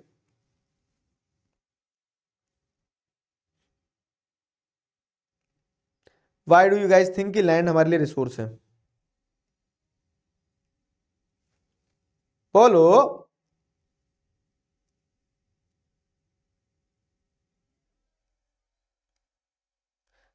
पोल आएगा ना बेटा, अभी पोल का रिजल्ट भी बताऊंगा। सरफेस एरिया देती है। ज्यादा मैथ्स पढ़ रहे हो क्या? Generate income by agriculture because land is useful for agriculture. अच्छा, फिर सॉइल में क्या करते हो? आपने कहा तो होगी ही ना सर, क्योंकि ये पैसे से बिकती है। वाह वाह वाह, ये सतरंगी आंसर आ रहे हैं, सतरंगी। Lot of things from land. अच्छा, production agro material, okay. All और activities takes place on land, बहुत ही बढ़िया। बिकॉज इट प्रोवाइड्स क्रॉप, खेती खेती खेती लिख रहे हैं। अगर जमीन नहीं होती ना, खड़े कहां होते ये बताओ? पंछी बनू, उड़ता फिरू मस्त गगन में। उड़ तो सकते नहीं हो तुम, और ऐसा भी नहीं कि तुम एक्वामैन हो कि पानी के अंदर रह लेते हैं। जमीन जो है, तो जमीन आधार है भाई साहब। अगर धरती ना होती, ये धरती मेरी माँ है, ठीक है, अगर जमीन नहीं होती ना तो इंसान का सर्वाइवल कठिन हो जाता। तो land gives you the base, ठीक है, उसी के ऊपर सारी चीजें होती है। तो बेसिकली लैंड क्या है कि इन जनरल जो जमीन है, ठीक है, तो India is a varied relief feature with different uses, plains, plateau, mountain. तो जैसे लैंड जो है, तो लैंड अलग अलग तरह से आपको देखने को मिल जाएगी कि लैंड पे ही माउंटेन है तो वो लैंड का हिस्सा इज माउंटेन। लैंड पे ही प्लेटू है, ठीक है, प्लेटू बने हुए। प्लेटू क्या होता है पता है ना, ज्योग्राफी में 9th में पढ़ा था। 9th ही नहीं पढ़े सारा बच्चे से बस। तो जैसे जो मेन जो सरफेस एरिया उससे उठा हुआ और फ्लैट एरिया जो रहता है तो इसको प्लेटू कहा जाता है। तो जैसे डेक्कन प्लेटू वगैरह है, तो प्लेटू भी क्या है, लैंड का ही पार्ट है। और वही लैंड आपको प्लेन एरिया में भी देखने को मिलेगी। तो अब देखो, माउंटेन से आपको रिवर्स वगैरह मिल रही है, प्लेन एरिया पे आप खेती वगैरह कर रहे हो, प्लेटू पे आपके मिनरल्स मिल रहे हैं। तो लैंड इंडिया में वेरिड टाइप ऑफ लैंड है, प्लेन्स है, प्लेटू है, सब कुछ है। और ये जो अलग अलग प्रकार की जमीन है, ये अलग अलग प्रकार की जमीन का अपने आप में एक महत्व है, ठीक है, अपने आप में एक महत्व है कि जमीन जो अलग अलग प्रकार की जमीन है इसके अलग अलग यूजेस हैं, ठीक है। तो अब इंडिया में लैंड यूज कैसे होता है वो समझेंगे, और उसके पहले ये देखेंगे कि लैंड का यूटिलाइजेशन। देखो एरो ऐसे चल रहे हैं ना, तो लैंड एक इंपॉर्टेंट रिसोर्स है। क्यों? क्योंकि लैंड पे ही प्लेटू है, प्लेन्स है, माउंटेन्स है। प्लेन्स की अपनी सिग्निफिकेंस, माउंटेन्स की अपनी, प्लेटू की अपनी। तो जैसे क्या होता है ना, कॉम्पिटेंसी बेस्ड क्वेश्चन में कुछ भी पूछ लेते हैं। जैसे अब ये पूछ लिया कि largest area of land is under which relief feature, ठीक है, तो आपको पता लगेगा कि माउंटेन्स, सॉरी, प्लेन्स जो है 43% प्लेन्स है। तो ऐसे सवाल लोग बोलते हैं कि कॉम्पिटेंसी बेस्ड क्वेश्चंस आ गए। मैं बोलता हूँ कॉम्पिटेंसी बेस्ड क्वेश्चंस बहुत आसान है, उसमें कुछ रटना नहीं है तुम्हें, उसमें लॉजिक लगाना है। तो वो लॉजिक लगाना है ऐसे क्वेश्चंस अगर आते हैं तो, ठीक है। अब बात आती है क्या कि लैंड को किस तरह से इस्तेमाल किया जाता है। तो यहां पे आपके पास में 1 2 3 4 5 पॉइंटर हैं। तो लैंड के यूटिलाइजेशन के अलग अलग तरीके हैं। तो जो टोटल लैंड है, मान लो जैसे ये टोटल लैंड है, तो इस टोटल लैंड में से कुछ हिस्सा ऐसा होगा जो जंगल होगा, है ना, जंगल ही जंगल है जहां पे, तो अपन बोल सकते हैं कि लैंड का यूटिलाइजेशन हो रहा है एज अ फॉरेस्ट। क्लियर है, समझना चलना।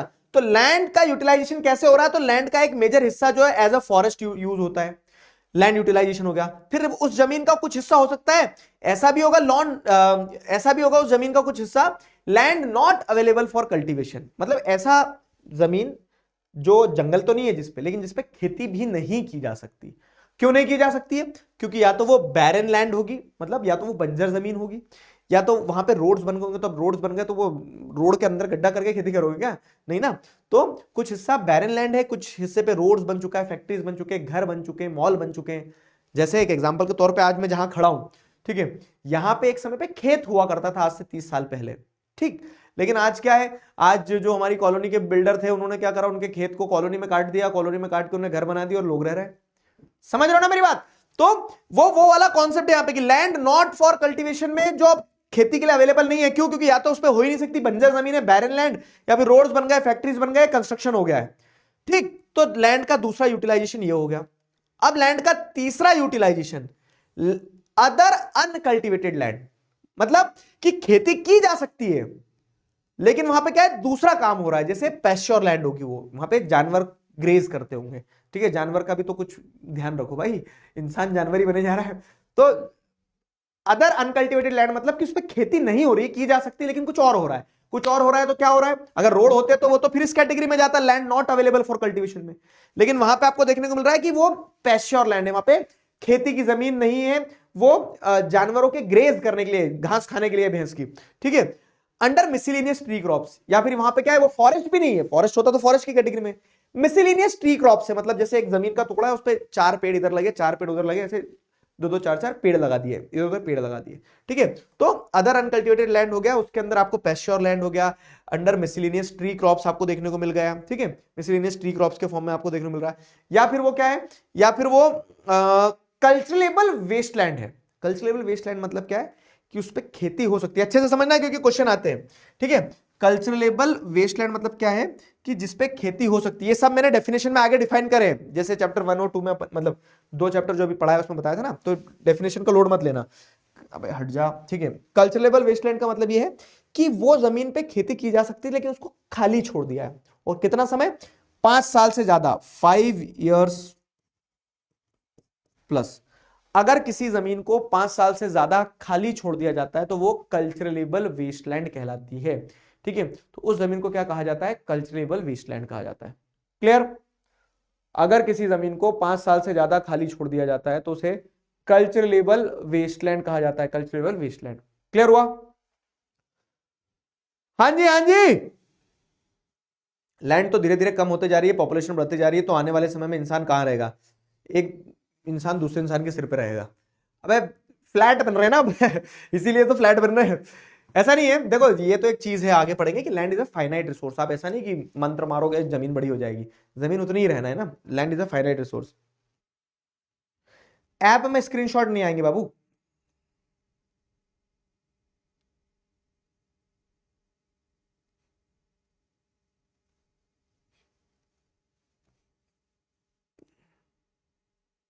पानी के नीचे जमीन है, ये बात भी सही है। तो अगर जमीन नहीं होती तो पानी भी नहीं होता, पाताल में चले जाता ना पानी।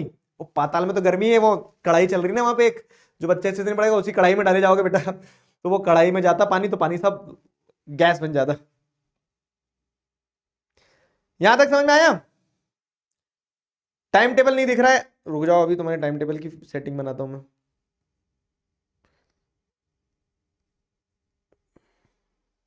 यार भुवन, 10वीं क्लास के बच्चे तुमसे बहुत नाराज है, तुमने टाइम टेबल भी नहीं डाला, ये बोल रहे हैं कि टाइम टेबल भी नहीं दिख रहा है अगले हफ्ते का। तो टाइम टेबल और डाल दो, और ये वाला नोट्स वाला एक बार चेक करता हूं मैं। ठीक है, time table, time table simple है, तुम्हें हर संडे टाइम टेबल मिल जाया करेगा। तो उस टाइम टेबल में तुम क्या करोगे, सेक्शन देख लिया करो कि साइंस की 4 क्लास कौन सी होनी, मैथ्स की कौन सी होनी, एसएसटी की कौन सी होनी।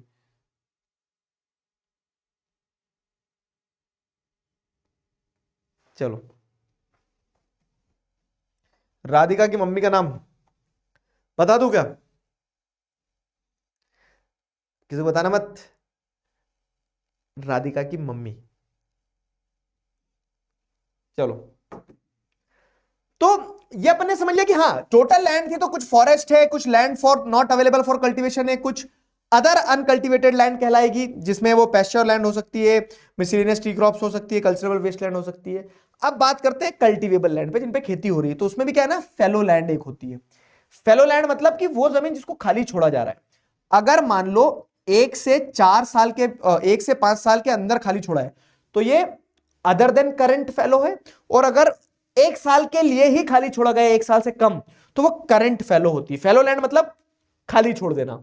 तो फेलो लैंड में भी 2 टाइप होते हैं, एक करंट फेलो मतलब जो 1 साल से कम के लिए खाली छोड़ी गई है, और जो 1 साल से 5 साल के बीच के लिए खाली छोड़ी गई है उसको अदर देन करंट फेलो। अगर 5 साल से ज्यादा खाली छोड़ दी तो क्या बोलेंगे बताओ जरा चैट में। 5 साल से अगर ज्यादा खाली छोड़ दी तो उसको क्या बोलेंगे चैट में बताओ। और एक और यूटिलाइजेशन फिर है लैंड का, और वो लैंड का एक और यूटिलाइजेशन क्या है, नेट सोन एरिया। मतलब net sown area in the sense कि वो लैंड जिसपे कम से कम एक बार खेती की गई है, अगर खाली छोड़ी गई है कम से कम 1 साल से कम के लिए, तो वो तो fellow land, current fellow land में आ ही जाएगा। लेकिन अगर एक बार भी खेती कर दी ना उस जमीन पे, तो वो नेट सोन एरिया पे आ जाएगा, मतलब खेती वाली जमीन, नेट सोन एरिया। तो ये लैंड का यूटिलाइजेशन है, लैंड इस तरह से यूटिलाइज हो रही है। लैंड यूटिलाइजेशन समझ में आया? इन जनरल ये कहीं भी, चाहे अमेरिका की जमीन हो, चाहे इंडिया की जमीन हो, चाहे चाइना की जमीन हो, हर जगह जमीन का यूटिलाइजेशन ऐसे ही होता है, या तो फॉरेस्ट होगा, या तो वो अवेलेबल नहीं होगी कल्टीवेशन के लिए, या फिर अनकल्टिवेटेड लैंड होगी, या फिर क्या होगी, फेलो लैंड होगी, या फिर नेट सोन एरिया होगा। कल्चरलेबल वेस्ट लैंड, वेरी गुड यार, वेरी गुड। WPP दूंगा ना आखिरी में। 5 साल से ज्यादा, अगर ये एक बच्चा क्या लिख रहा है, वेरी वेस्टलैंड, अबे पिट जाएगा, वेरी वेस्टलैंड नहीं, अगर 5 साल से ज्यादा खाली छोड़ी तो उसको कल्चरलेबल वेस्टलैंड बोलेंगे ना। चलो ठीक है, अब बात करते हैं इंडिया में लैंड यूज पैटर्न क्या है, मतलब इंडिया में लैंड का यूज कैसे हो रहा है ना। इंडिया में लैंड यूज पैटर्न क्या है, तो देखो land use pattern depends on the physical factor कि कहां की जमीन है। माउंटेन की जमीन है तो उसमें आप कुछ इस्तेमाल नहीं कर सकते, वहां सिर्फ ट्रैकिंग होती है, ठीक है। लेकिन प्लेन एरिया है तो प्लेन एरिया पे खेती भी होती है, फैक्ट्री भी लगती है, घर भी बनते हैं, ठीक है। तो लैंड यूज पैटर्न इंडिया में कैसा है वो डिपेंड करेगा, वहां आप मतलब फिजिकल फैक्टर्स को देखोगे, वहां का climate, soil, topography, human factor, वहां पॉपुलेशन कितनी है, कल्चर क्या है, ये वो सारी चीजें। तो जैसे अगर आप देखें इंडिया का 3.28 मिलियन स्क्वायर किलोमीटर है, ठीक है, लेकिन पूरे लैंड का कैसा इस्तेमाल हो रहा है उसका डेटा हमारे पास है नहीं। 93% लैंड का ही डेटा है, क्योंकि कुछ नॉर्थ ईस्टर्न पार्ट हो गया, कुछ जम्मू एंड कश्मीर हो गया, वो रिपोर्ट नहीं हुआ वो एरिया, ठीक है। जैसे पाकिस्तान ऑक्यूपाइड जो कश्मीर है, तो उतने पार्ट का एरिया रिपोर्ट नहीं हो कि वो क्या कर रहे हैं, बम बना रहे हैं उस पार्ट में बम बना रहे हो, है ना। तो जो एरिया हमारे पास नहीं है उस एरिया का हमारे पास डेटा नहीं है, और कुछ कुछ एरिया रिपोर्ट नहीं हुआ, जैसे नॉर्थ ईस्ट में कुछ ट्राइबल रीजन है, तो वहां पे आप रिकॉर्ड ही नहीं कर पाए कि हाँ जमीन का इस्तेमाल कैसे हो रहा है। बाकी 93% of the total land of the India जो है उसका डेटा है हमारे पास में।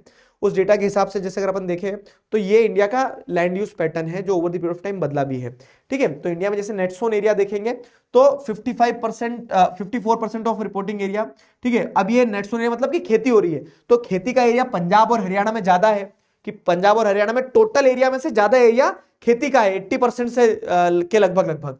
और वहीं पे अरुणाचल प्रदेश, मिजोरम और आंध्र प्रदेश, अंडमान वगैरह जो है, ठीक है। तो इन स्टेट्स में नेट सोन एरिया कम है। तो वो बता रहे हैं कि इंडिया का लैंड यूटिलाइजेशन कैसा है, कि इंडिया में नेट सोन एरिया कुछ स्टेट्स में ज्यादा है, कुछ स्टेट्स में कम है। फॉरेस्ट एरिया की अगर बात करें तो फॉरेस्ट एरिया इंडिया में 23% है out of the total area, जबकि होना कितना चाहिए, डिजायर्ड जो है वो 33% होना चाहिए according to the national forest policy, ठीक है। ग्रेजिंग एरिया जो है तो धीरे से डिक्लाइन हो गया इंडिया में। अब क्यों? क्योंकि जानवर ही नहीं बचे, इंसानी जानवर बन गए, ठीक है। तो ग्रेजिंग एरिया इंडिया में डिक्लाइन हो गया है टोटल एरिया में से। तो ऐसे इंडिया का लैंड यूज कैसा हुआ वो एक टॉपिक है। लेकिन मैं आपको बता रहा हूं कि land use pattern in India पे क्वेश्चन की पॉसिबिलिटी बहुत कम रहती है। अगर हम ये पूरा पढ़े तो लैंड यूटिलाइजेशन पे जरूर ऑब्जेक्टिव 1 नंबर 2 नंबर टाइप के क्वेश्चन आ जाते हैं। तो लैंड यूटिलाइजेशन के अलग अलग मैंने टाइप बता दिया आपको। क्लियर है लैंड यूटिलाइजेशन वाला? बताओ, जल्दी बताओ। हाँ रिप्लाई करूंगा बेटा, पहले तुम ये तो बता दो। नोट्स डाउनलोड हो जाते ना? ठंड नहीं लग रही? अरे चलो जाओ, ऐसी ठंड क्या ठंड अंदर क्या होता है ना, अंदर लाइट चलते हैं तो इन लाइट्स में गर्मी उत्पन्न होती है। Net sown area sown at least once in an agriculture year. तो मतलब जैसे क्या है ना कि एक जमीन का टुकड़ा अगर उस पर खेती नहीं हो रही तो वो तो फैलो लैंड में चले जाएगा, लेकिन अगर आपने एक बार भी खेती कर दी तो जितने एरिया पे खेती करी उसको नेट सोन एरिया का पार्ट माना जाता है, ठीक है।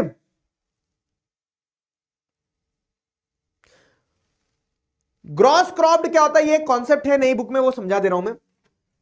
पेन किधर चलेगी? जेब में। ग्रॉस क्रॉप्ड एरिया क्या होता है, नेट सोन एरिया प्लस, रुकना है, नेट सोन एरिया, ठीक है, net sown area plus area sown twice is known as gross cropped, अबे ग्रॉस क्रॉप्ड एरिया क्या होता है ना, जिस जमीन पे एक बार खेती की गई है वो तो नेट सोन एरिया कहलाई गई कि कम से कम एक बार खेती की गई है, नेट सोन एरिया हो गया। लेकिन कभी कभी क्या होता है, जैसे चलो एक एक्सरसाइज करते आओ। कैसी एक्सरसाइज करेंगे सर, मैं बता रहा हूं तुम्हें। अरे यार पेज कहां से ऐड होगा, ये तो जूम कर दिया तुमने, ये ऐड हो गया। हाँ देखो, ये जमीन है। अब इस जमीन में से क्या किया, ये अगर मान लो 10 एकर्स ऑफ लैंड है, और 10 एकर्स ऑफ लैंड में से आपने क्या किया, 7 एकर्स जो है इस पे एक बार खेती कर दी, जब बारिश होती है खारिफ की एक फसल लगा दी, तो ये क्या कहलाएगा, ये कहलाएगा आपका 7 acres of net sown area, है ना, नेट सोन एरिया कहलाएगा कि आपने एक बार खेती कर दी, फसल काट ली। लेकिन फिर क्या था ना, आपके पास एक ट्यूबवेल था, तो जिसमें ट्यूबवेल में से आप क्या कर सकते हो, जिस ट्यूबवेल में से आप पानी दे सकते हो फसल को। तो ये फसल कट गई, फसल कटने के बाद में आपने क्या करा, सारे खेत साफ हो गया। फिर आपने क्या सोचा कि आपका ये जो 2 एकड़ का इतना इतना बड़ा खेत है ना, 2 एकर्स का जो खेत है, तो इसमें आप एक बार फिर फसल लगा लेते हो। ठीक है, आपने तरबूज की फसल लगा ली मान लो, ठीक है, पानी था आपके पास गर्मियों में, तो आपने तरबूज लगा लिया। तो अब क्या होगा ना, ग्रॉस क्रॉप्ड एरिया का मतलब क्या है, ग्रॉस क्रॉप्ड एरिया का मतलब क्या है, ग्रॉस क्रॉप्ड एरिया का मतलब होता है net sown area, net sown area. ठीक है, तो मैं तुम्हें ग्रॉस क्रॉप्ड एरिया समझा रहा हूं। हाँ,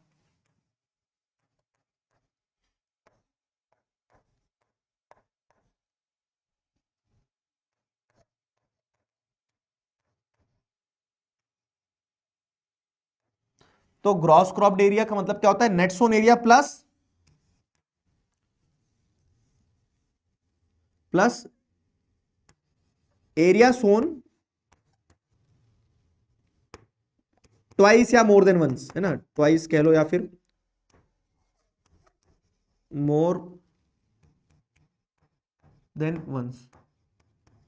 ठीक है, तो अब मुझे बताओ कि 7 एकड़ में तो आपने एक बार पूरी खेती कर ली थी।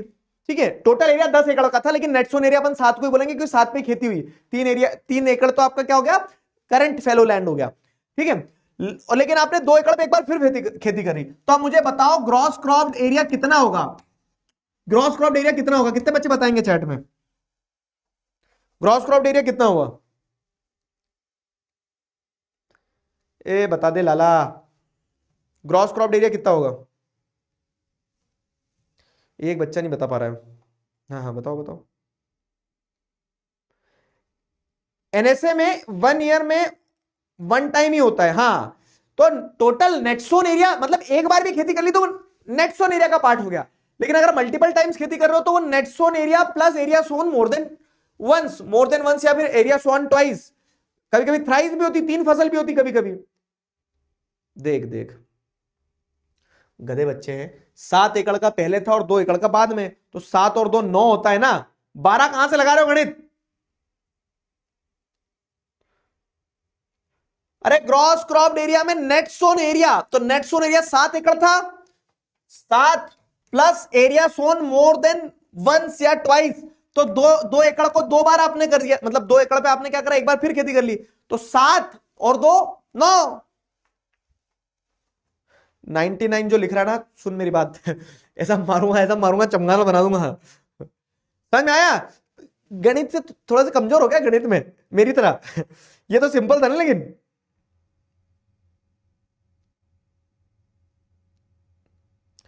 ठीक है।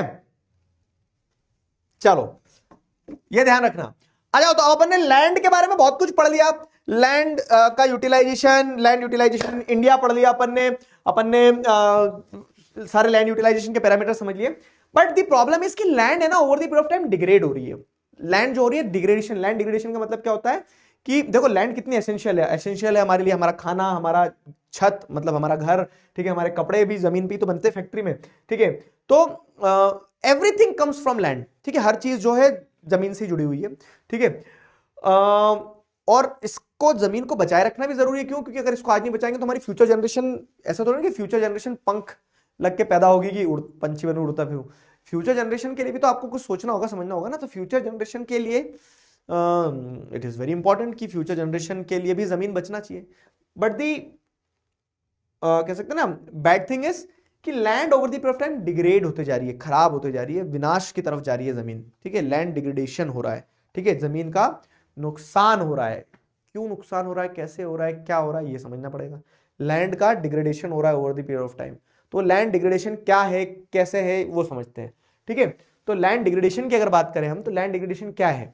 देखो, लैंड डिग्रेडेशन इज बेसिकली जमीन की क्वालिटी का डेटोरिएट होना, खत्म होना। और उसके पीछे के कारण क्या है? तो उसके पीछे के सारे कारण यहाँ है। मैं एक तुम्हें एक एग्जांपल दे रहा हूं, इस एग्जांपल से तुम्हें टॉपिक बहुत अच्छे समझ में आएगा। मेरा सर दर्द हो रहा है, ओ बाप रे, ठीक है, तो सर दर्द हो रहा है तो उसके कारण क्या है कि मान लो मैंने नींद पूरी नहीं करी, ठीक है, तो सर दर्द है, लैंड डिग्रेडेशन। कारण क्या है?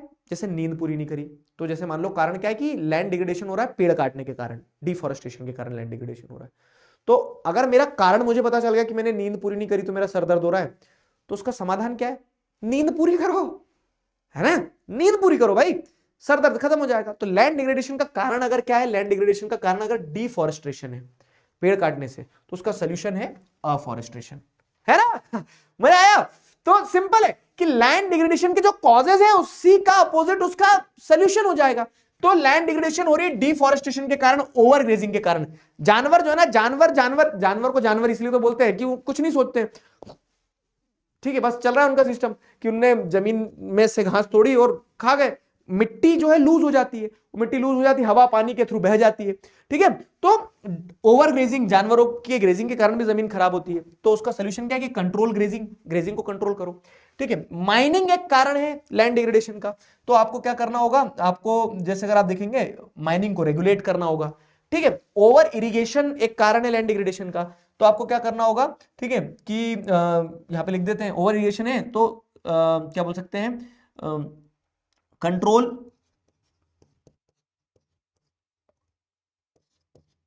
ओवर इरिगेशन, इरिगेशन को प्रॉपर तरीके से कंट्रोल किया जाए, ड्रिप इरिगेशन सिस्टम वगैरह, स्प्रिंकलर्स वगैरह, ये सारी चीजें चलाई जाए, ठीक है।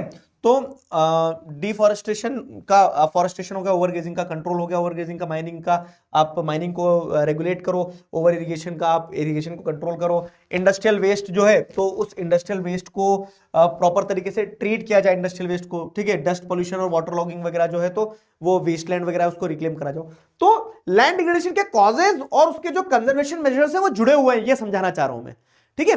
अब पॉइंट क्या है ना कि कहां पे किस कारण से लैंड डिग्रेड हो रही है। तो जैसे अगर आप मान रहे हैं क्या, जैसे अगर आप देख रहे हो कि ओवर ग्रेजिंग, तो राजस्थान और गुजरात ऐसे स्टेट्स हैं जहां पे ट्राइबल कम्युनिटीज ऐसी रहती है जिनके पास जानवर है बहुत ज्यादा, ठीक है। जैसे आप बंजारास वगैरह को देखेंगे तो वो जानवरों के साथ रहते हैं अधिकतर, तो वो जानवर खाने के लिए ग्रेजिंग तो करेंगे ना। तो जब जानवर खाने के लिए ग्रेजिंग करेंगे तो वहां की जमीन ओवर ग्रेजिंग के कारण डिग्रेड होगी। तो ओवर इरिगेशन हो रहा है राजस्थान और गुजरात वाले एरियाज में, क्योंकि इस पे एमसीक्यूज बनते हैं, इस पे एमसीक्यूज बनते हैं। इस थॉट के साथ में मैं तुम्हें बता रहा हूं कि इस चैप्टर के इस टॉपिक में मैं हाईलाइट करते चल रहा हूं, ये वाला जो है ना, तो स्टार लगा दिया, important for MCQs, important for MCQs. आज बता रहा हूं बेटा, 7 मार्च को पेपर दोगे, है ना, आज बता रहा हूं मैं तुम्हें कि ये एमसीक्यू पक्का आएगा यहां से, एक आधा, 1 नंबर का, 2 नंबर का, तो वो ध्यान रखना है बस कि 1-2 नंबर का एमसीक्यू आना है, ठीक है। तो ऐसे ही आएगा कि जैसे ऐसा दे दिया कि राजस्थान और Gujarat, land degradation is common in Rajasthan and Gujarat due to which reason, option दे देंगे 4-5, mining, over grazing, over irrigation. तो आपको पता करना है कि ओवर ग्रेजिंग के कारण क्यों, क्योंकि यहाँ जानवर वगैरह है। वैसे ही जैसे झारखंड, ओडिशा, ये वो स्टेट्स है जहां पे मिनरल्स बहुत ज्यादा अवेलेबल है, तो माइनिंग के कारण इन स्टेट्स में क्या होता है, लैंड डिग्रेडेशन होता है। ओवर इरिगेशन, अब खेती हो रही है पंजाब हरियाणा में, तो पंजाब हरियाणा में लैंड डिग्रेडेशन का कॉज क्या है? Over irrigation. Over irrigation cause है, लेकिन कहां है? तो पंजाब हरियाणा, क्योंकि वहां खेती हो रही है। समझ गए ना? कितने बच्चे समझ गए?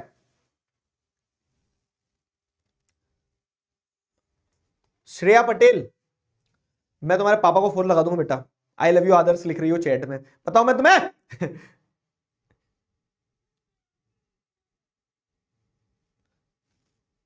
क्लियर हो गया?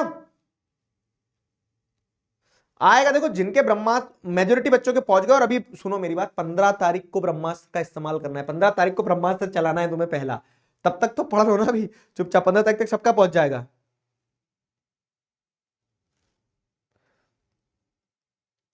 ठीक है। Light is not providing heat, moreover you are hot. अब साइंस के क्वेश्चन यहां क्या पूछ रहे हो, है? चलो आगे बढ़े, मजा आ गया। तो ये लैंड हो गया। अब ऐसे क्वेश्चन आएंगे जैसे मैं तुम्हें बोल रहा हूं ना, देखो ये आया भी, कब आया, 2023 का क्वेश्चन है। Mention the main reason for land degradation in states like Jharkhand, Chhattisgarh, Odisha. Jharkhand, Chhattisgarh, Odisha, इन स्टेट्स में लैंड डिग्रेडेशन का मेन रीजन क्या है बताओ? Over grazing, mining, over irrigation, mineral processing, बताओ बताओ बताओ बताओ बताओ बताओ।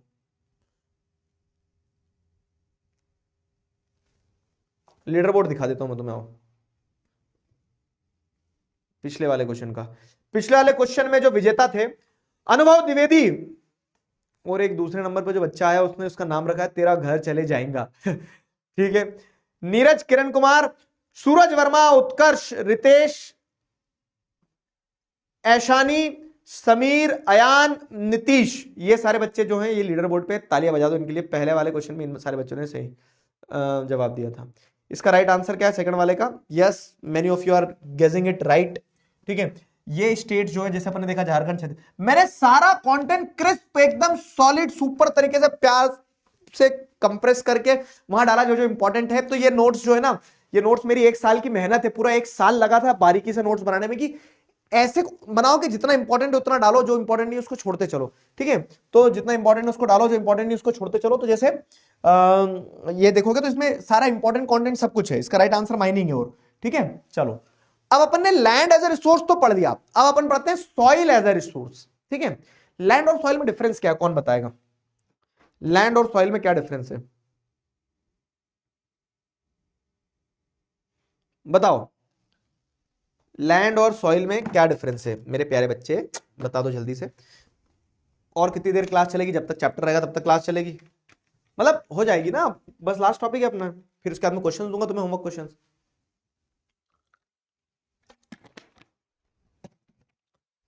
सोल्यूशन अपलोड हो चुके हैं, तुम एक बार सोल्यूशन चेक करना। लैंड और सॉइल में डिफरेंस बताओ, मैं तुम्हें एक बार दिखा देता हूं सोल्यूशन। जैसे होमवर्क क्वेश्चन डेली जाता है ना, डेली होमवर्क क्वेश्चन का वो रहता है सोल्यूशन। अगेन एक बार फिर से, पहले मैं देख लेता हूं, मैं दिखाता हूं, फिर मेरा लोल हो जाता है। अब है मेरे सामने, आओ, कहां गए अब है, ये रहे सोशल की क्लास, ये रही। हाँ देखो बाबू, ये सोशल के उसमें जाओगे, ये होमवर्क के उसमें जाओगे, तो ये होमवर्क के उसमें तुम्हें पीडीएफ में दिख रहा है, ये डेवलपमेंट चैप्टर का वो हो गया। अभी भी इसमें अगेन पावर शेयरिंग का नहीं है, पावर शेयरिंग का मैं देखता हूँ क्यों नहीं दिख रहा, मेरे साथ ही हिट क्यों हो रही है।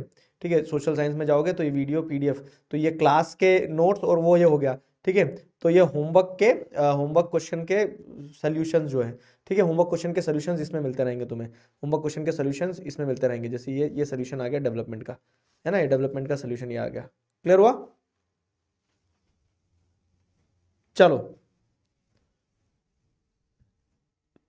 ठीक है, ये पीडीएफ तुम डाउनलोड कर सकते हो फिर। ठीक है, क्लियर है?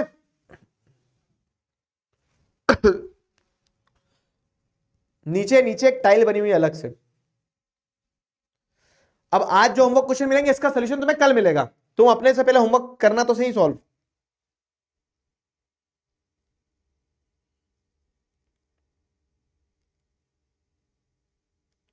फोन बेटा बहुत चार्ज है, 33%। लैंड इज जमीन, सॉइल इज मिट्टी, वाह वाह वाह वाह। लैंड इज जमीन, सॉइल इज मिट्टी। हाँ तो मतलब to a large extent you people are giving right answer. देखो लैंड क्या है ना, लैंड पूरा ये हिस्सा, तो पहाड़, प्लेटू, प्लेन सब लैंड है। और उस पूरी लैंड का एक सेगमेंट जो है वो क्या कहलाता है, उस पूरी लैंड का एक सेगमेंट जो है वो क्या कहलाता है, वो सॉइल कहलाता है। वो एक सेगमेंट क्या है, जो top layer of the land रहती है ना, जो top layer of the land जो होती है, वो top layer of the land is known as soil. ठीक है, top layer of the land जो है it is known as soil. Top layer of the land को आप क्या कहोगे, सॉइल कहोगे। समझ गए? Top layer of the land is known as soil. Clear? Top layer of the land is known as soil, upper layer of the land is known as, हाँ। तो अब अगर हम जैसे लैंड एज ए रिसोर्स समझ चुके हैं, land degrade हो रही है, लैंड के कंजर्वेशन के क्या मेजर्स है वो सबको समझ लिया, तो सॉइल एज ए रिसोर्स समझते हैं। तो सॉइल क्या है ना, सॉइल एक इंपॉर्टेंट रिन्यूएबल नेचुरल रिसोर्स है। और रिन्यूएबल कैसा है कि सॉइल क्या है ना, हमसे ही तो मिट्टी बनती है, मिट्टी का ये शरीर है मिट्टी में मिल जाएगा, वैसी वैसी कुछ पोम पढ़ी थी ना मैंने बचपन में, तो मिट्टी में ही तो मिल जाना है, वैसा कहते हैं ना घर वाले। तो वो हम रिन्यूएबल रिसोर्स क्यों कह रहे हैं सॉइल को, क्योंकि सॉइल अपने आप को बनाती रहती है, बिगाड़ती रहती है। सॉइल बनती है, ह्यूमस जो रहता है उससे सॉइल डेटोरिएट होती है, डिग्रेड होती है, टूटती है, और वही सॉइल फिर क्या है, हवा पानी के थ्रू उड़ के जाती है, बह के जाती है, कहीं और सेटल होती है। तो वो लैंड जो है वो बनती बिगड़ती रहती है, ठीक है, वो लैंड जो है बनती बिगड़ती रहती है। तो it is a important renewable natural resource, ठीक है। Relief, parent rock, climate, vegetation, ये सारे फैक्टर जो हैं ये इंपॉर्टेंट रोल प्ले कराते हैं। तो रिलीफ फीचर कैसा है किसी भी जमीन का, मतलब वहां पे पहाड़ है, प्लेटू है, क्या है, उस पर डिपेंड करेगा वहां मिट्टी कैसी है, ठीक है। पेरेंट रॉक दिखती बात है ना, जैसे पापा मम्मी होंगे वैसे ही बच्चे पैदा होंगे, ऐसा तो नहीं पड़ोसी की तरह दिखेंगे। तो पेरेंट रॉक मतलब नीचे जो रॉक है वैसी ही रॉक जो है वो ऊपर दिखेगी, ठीक है, वैसे ही रॉक ऊपर, मतलब नीचे जो रॉक है वैसी ही सॉइल ऊपर बनेगी। वहां क्लाइमेट कैसा है, वहां वेजिटेशन कैसा है, तो ये सारे फैक्टर जो है इस सॉइल फॉर्मेशन में एक इंपॉर्टेंट रोल प्ले करते हैं। और उस हिसाब से जैसे अगर अपन देखें तो सॉइल को इन कैरेक्टरिस्टिक्स, टेक्सचर हो गया, क्वालिटी हो गया, इनके हिसाब से सॉइल को अलग अलग कैटेगरीज में क्लासीफाई किया जा सकता है। इनके हिसाब से सॉइल को अलग अलग कैटेगरी में क्लासीफाई किया जा सकता है, ठीक है। इन्हीं के हिसाब से सॉइल को अलग अलग उसमें क्लासिफाई किया जा सकता है। क्लियर हुआ? इन्हीं के हिसाब से सॉइल को अलग अलग कैटेगरीज में क्लासिफाई किया जा सकता है। तो क्लासिफिकेशन ऑफ सॉइल अगर हम पढ़े हम, तो अब क्लासिफिकेशन ऑफ सॉइल यहां से शुरू होगा। लेकिन क्लासिफिकेशन ऑफ सॉइल के नाम पे तो सर आपने नीचे कुछ और दे दिया, क्यों? क्योंकि मैंने क्लासिफिकेशन ऑफ सॉइल का तुम्हें एक वो बताया है, क्या, एक हैक बताया है। तो सबसे पहले तो समझ लो कि इस चैप्टर से मैप वर्क क्या आता है। तो इस चैप्टर से मैप वर्क क्या आता है कि इंडिया में कहां कौन सी सॉइल पाई जाती है। तो मेजर सॉइल कौन सी है? Forest and mountain soil, alluvial soil, red and yellow soil, black soil, laterite soil और एरिड सॉइल। ये मेजर सॉइल्स है इंडिया की। अब ये मेजर सॉइल्स किस तरह से डिस्ट्रीब्यूटेड है? तो फॉरेस्ट एंड माउंटेनियस सॉइल जो है आपके ऊपर कश्मीर, उत्तराखंड, हिमाचल प्रदेश, सिक्किम, अरुणाचल प्रदेश वाले एरिया में है। जो पूरा नदन प्लेन है ना, ये लाइट ग्रीन पिस्ता कलर जो आपको दिख रहा है, नदन प्लेन, वेस्ट बंगाल, और ये कोस्टल पैचेस, कोस्टल पैचेस, यहाँ आपको एलुवियल सॉइल मिल जाएगी। क्यों? क्योंकि रिवर्स जो है तो ये एलुवियल सॉइल को फर्टाइल करती रहती है ना, वो एलुवियल सॉइल हो गई। फिर क्या है? रेड एंड येलो सॉइल, तो साउथ इंडिया का मेजर पार्ट, नॉर्थ ईस्ट का part red and yellow soil है। ब्लैक सॉइल महाराष्ट्र, मध्य प्रदेश, गुजरात वाला जो रीजन है यहाँ पे ब्लैक सॉइल मिलेगी आपको, ये ब्लैक कलर का। ये लेटराइट सॉइल क्या है? लेटराइट सॉइल को ध्यान रखना है, एक मेजर पैच जो है वेस्टर्न घाट का है लेटराइट सॉइल का, एक मेजर पैच जो है ये मेघालय का है लेटराइट सॉइल का, ठीक है। तो ये दो जगह आपको लेटराइट सॉइल देखने को मिल जाएगी, एक मेजर पैच जो है लेटराइट सॉइल का वेस्टर्न घाट, एक मेजर पैच जो है लेटराइट सॉइल का ये मेघालय वगैरह में है। और एरिड सॉइल कहां मिलेगी भाई साहब? तो एरिड सॉइल आपको मिल जाएगी कहां? तो ये वाला जो रीजन है आपका, ये वाला, ठीक है, दिस रीजन, ठीक है, ये एरिड सॉइल का रीजन है आपका पूरा का पूरा। क्लियर हुआ? ये आपका एरिड सॉइल का रीजन है, राजस्थान वाला। तो ये मेजर सॉइल टाइप्स है इंडिया में। अभी ये वाला पढ़ेंगे अपन कंजर्वेशन। तो अब जैसे सॉइल को याद रखने का एक हैक है, पैराग्राफ पैराग्राफ दिए बहुत सारे, कब तक पढ़ोगे? तो आप क्या करना है, इसको चिपका लेना कहां पे? अपने उस पे स्टडी टेबल के पास में। क्लासिफिकेशन ऑफ सॉइल, सॉइल्स के क्लासिफिकेशन को याद रखने की निंजा टेक्निक, कि हर सॉइल आपने यहां लिख दी कि एलुवियल सॉइल है, ब्लैक सॉइल है, रेड एंड येलो सॉइल है, लेटराइट सॉइल है, एरिड सॉइल है, फॉरेस्ट सॉइल है। अब हर सॉइल के है ना कुछ ना कुछ एरियाज होंगे कि एलुवियल सॉइल कहां पाई जाती है, यहां पाई जाती है, ब्लैक सॉइल कहां पाई जाती है, यहां पाई जाती है। तो आपको सारी सॉइल नहीं रटना है, आपको सिर्फ 4 चीजें ध्यान रखना है कि सॉइल का एरिया क्या है, सॉइल के अंदर कौन सी क्रॉप्स मेजरली ग्रो होती है, सॉइल के अंदर कंटेंट क्या है, मतलब कि वो क्या क्या है सॉइल के अंदर, जैसे सिल्ट है, क्ले है, पोटाश है, फॉस्फोरिक लाइम है। तो हर सॉइल का मतलब तुम्हें कंटेंट ध्यान रखना है, और हर सॉइल की कोई विशेष बात है क्या, हर सॉइल की कोई विशेष बात है क्या। तो अब जैसे अपन मान लो क्या है कि मुझसे पूछा गया लेटराइट सॉइल, तो मुझे याद रखना है कि लेटराइट सॉइल पाई कहां जाती है, अभी मैप पे देखा अपन ने कि वेस्टर्न घाट और नॉर्थ ईस्टर्न स्टेट में पाई जाती है ना। उसके ऊपर मेजर क्रॉप्स, तो प्लांटेशन क्रॉप्स होती है लेटराइट सॉइल पर, क्योंकि वो फर्टाइल नहीं है, उसके अंदर ह्यूमस नहीं रहता ना। तो प्लांटेशन क्रॉप्स में जैसे पाइनएप्पल, कॉफी वगैरह, ये सब कुछ वो होता है लेटराइट सॉइल में, ठीक है। तो जैसे ये cashew nuts, pineapple, T, coffee, ये हो गया। फिर उसके अंदर कंटेंट क्या है, तो आप देखेंगे कि लेटराइट सॉइल जो है, तो लेटराइट सॉइल के अंदर ऐसे मेजर मिनरल कोई रहते नहीं है, पुअर इन ह्यूमस, क्योंकि वो तो पथरीली रहती है, थोड़ी सी ईंट की तरह रहती है, ठीक है। Deep and acidic, deficient in plant nutrients, तो ये आपको वो पॉइंट ध्यान हो गया उसका कंटेंट। अब एक्स फैक्टर, तो लेटराइट सॉइल में लीचिंग होती है, मतलब हैवी रेनफॉल के कारण ऊपर की टॉप सॉइल बह जाती है, इसलिए ब्रिक लाइक स्ट्रक्चर रहता है, तो ये इंटेंस लीचिंग होती है due to heavy rain, brick like structure रहता है। तो मैंने रटा नहीं किसी भी सॉइल को, मैंने सिर्फ हर सॉइल को 4 पैरामीटर्स पे ध्यान रखा। समझ में आई मेरी बात? कितने लोगों को ये टेक्निक याद रहेगी बताओ? अबे गुलू गुलू कर दूंगा, पहले ये बता दे, चाटा मार दूंगा गाल पे। मेरे प्यारे बच्चे, ये समझ में आया? कितने लोगों को ये टेक्निक ध्यान रहेगी? कितने लोगों को ये टेक्निक ध्यान रहेगी? पिछले वाले लीडर बोर्ड क्या बता रहा हूं। श्रेष्ठ राय, गौरी बिजलवान, दक्ष अग्रवाल, खुशबू, इशिका सिंह, पीयूष, थेनोश, दशमीत, थेनोस भी आ गए। हाथ पकड़ो इसके, चुटकी ना बजा देगा, ये नहीं तो आधा लीडर बोर्ड साफ कर देगा। सचिता, संचिता और कृतिका जाधव, बच्चों के लिए जिन्होंने दूसरे वाले सवाल में सही जवाब दिए थे। रहेगी ना? अबे किसी को बैन नहीं किया था आदर्श, अब कर दूंगा, अब लिखोगे तो। हाँ ध्यान रहेगा बेटा, है ना? तो यही हैक है। कोई भी सॉइल उठा लो तुम, कोई भी एरिड सॉइल, एरिया वेस्टर्न घाट है, क्रॉप उसमें रेन फेड क्रॉप जैसे ज्वार बाजरा रागी वगैरह, मेज वगैरह, कंटेन उसमें क्या रहता है, ह्यूमस की कमी है, मॉइस्चर की कमी, सैंडी इन टेक्सचर होती है, सलाइन इन नेचर होती है। एक्स फैक्टर क्या है कि अगर प्रॉपर इरिगेशन मिल जाएगा तो डेजर्ट में भी खेती तो होती है ना, वहां के लोग भी कुछ तो ग्रो करते हैं, खाना तो खाते हैं। समझ गए ना? ऐसा है, ये सिस्टम है, सिंपल, ये सिंपल है। आ जाओ इस सवाल का जवाब दो। तो हमने सॉइल के अलग अलग क्लासिफिकेशन समझ लिए। अब अगर हम, एक क्वेश्चन आता है, a researcher is examining soil type which is formed by the weathering of volcanic rock and rich in minerals. जैसे वॉल्केनिक इरप्शन के कारण कौन सी सॉइल बनती है, तो ये एक्स फैक्टर में अपन ने लिखा है कि एक सॉइल बनती है, कौन सी है? ठीक है, मिनरल्स बहुत होते हैं इसमें, तो मैंने चार्ट में सारा सब कुछ लिखा हुआ है और कि आसान रहे। तो कौन सी सॉइल बताओ, जल्दी बताओ, पोल आ रहा है बेटा। ये आया, ये आया, ये आया पोल, ठीक है? ध्यान रखना ही रटना होता है सर। अच्छा, मेरा कहने का मतलब ये कि थोड़ा सा आपको कनेक्ट करना होगा। जैसे ब्लैक सॉइल है तो आपको पता है कि ब्लैक सॉइल कॉटन ग्रो होता है, तो वो कॉटन तो महाराष्ट्र और गुजरात में ज्यादा ग्रो होता है, तो ब्लैक सॉइल वहां पाई जाती है कॉटन उसमें। तो आपने इसे कनेक्ट करा, आपने रटा नहीं, आपने लिंक्स जोड़े हैं। रटना क्या होता है कि बस black soil Maharashtra Gujarat, cotton Maharashtra Gujarat, नहीं, कनेक्ट करो ना आपस में, समझो। ठीक है, सेलेक्ट करो इसका जरा राइट आंसर क्या फटाफट से। तो इसका राइट आंसर सेलेक्ट कर लो।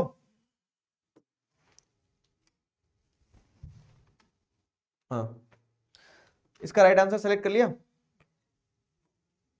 बहुत बढ़िया। मात्र 43% बच्चों ने, मात्र 43% बच्चों ने सी सेलेक्ट किया है। Black soil is the right answer. जैसे अगर आप देखोगे तो ये ब्लैक सॉइल है, ब्लैक सॉइल में ये इधर पाई जाती है, इधर पाई जाती है, सेल्फ एरेटेड क्रैक्स डेवलप होता है उसमें। जब वो स्टिकी रहती है, मतलब गीली रहती है तो स्टिकी हो जाती है, और जब सूखी रहती है ब्लैक सॉइल तो उसके अंदर डीप क्रैक्स आ जाते हैं ताकि वो प्रॉपर सांसें ले सके। ठीक है, वॉल्केनिक इरप्शन से बनती है ब्लैक सॉइल। ठीक है, रिगूर सॉइल भी कहा जाता है इसे। अब ये तो अपन ने सब पढ़ लिया। अब सॉइल के बारे में पढ़ने के बाद soil erosion and soil conservation. तो अगेन क्या होता है ना कि सॉइल का जब टॉप, लैंड के ऊपर की जो टॉप कवर है वो सॉइल है, तो सॉइल टॉप कवर ही पहले जाता है, तो सॉइल का इरोजन होता है डिफॉल्टिव फार्मिंग प्रैक्टिसेस के चलते। ठीक है, क्या बोल सकते हैं, बारिश के चलते सब्सिक्वेंट वॉश डाउन हो जाता है।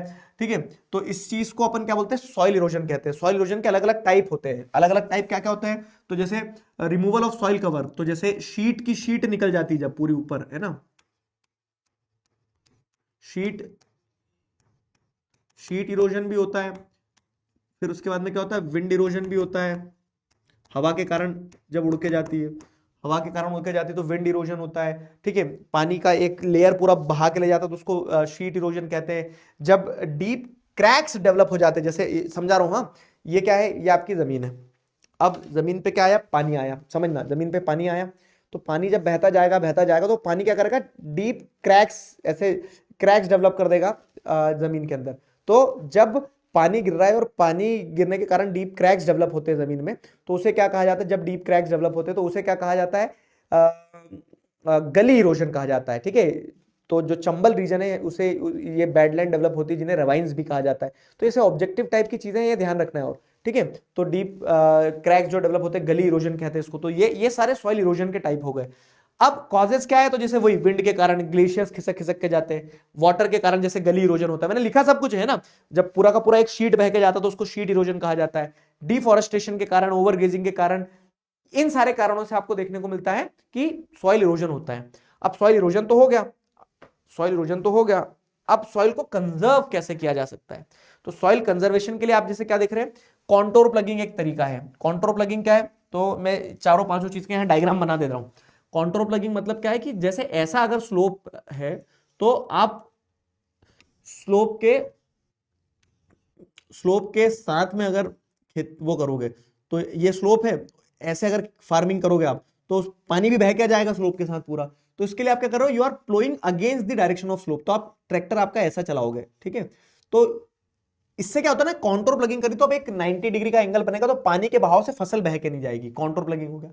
टेरेस कल्टीवेशन ये तो जानते होंगे आप कि यहां खेती करोगे तो पानी सब बहा ले जाएगा, तो आपने पहाड़ को काट काट के से टेरेसेस बना लिए और उस टेरेस पे कल्टीवेशन कर रहे हो, तो टेरेस कल्टीवेशन हो गया। फिर क्या है, स्ट्रिप क्रॉपिंग। स्ट्रिप क्रॉपिंग क्या है कि पूरा खेत है, पूरे खेत में आपने स्ट्रिप्स लगा दी, पूरे खेत में आपने स्ट्रिप्स लगा दी, ठीक है, यहां यहां यहां यहां फसल की स्ट्रिप्स लगा दी ऐसी। तो अब क्या होगा, स्ट्रिप्स लगा दी, फसल की स्ट्रिप्स लगा दी, या कह लो कि ऐसे घास से वो बना दिया। तो पहले क्या होता था ना, पहले जब स्ट्रिप्स नहीं थी मान लो, तो यहां से हवा चलती थी तो हवा पूरी मिट्टी को उड़ा के यहां ले जाती थी, लेकिन अब आपने बीच में अगर ब्रेक दे दिया तो हवा मिट्टी को यहां से यहां तक ही ले जा पाएगी। तो ऐसे आपको क्या करना पड़ेंगे, बीच में ब्रेक्स देना पड़ेंगे, ठीक है, बीच में ब्रेक्स देना पड़ेंगे, तो आप स्ट्रिप्स बना दे तो पूरे खेत में स्ट्रिप क्रॉपिंग होगी। Shelter belts. शेल्टर बेल्ट्स क्या है कि बाहर से हवा और पानी क्या होता है, खेत में एकदम से घुस जाता है, तो आपने खेत पे बॉडीगार्ड की तरह किसको खड़े कर दिए, पेड़ को खड़े कर दिए, ये शेल्टर बेल्ट्स बना दिए जो अंदर पानी को नहीं घुसने देंगे, ठीक है। तो ऐसे शेल्टर बेल्ट्स बना दिए जाते हैं, ठीक है। तो ये शेल्टर बेल्ट्स जो बनाए जाते हैं, ये भी एक तरह की क्या हो गई, शेल्टर बेल्ट्स भी आप जैसे देखोगे तो एक तरह का सॉइल इरोजन से कंजर्वेशन का तरीका है, सॉइल इरोजन से कंजर्वेशन का तरीका है। समझ गए, क्लियर हुआ। चारों तरीके। अफॉरेस्टेशन मतलब पेड़ लगाना, पेड़ लगाओगे तो ऑटोमेटिकली सॉइल कंजर्वेशन हो जाएगा। गॉट इट गाइस, बताओ।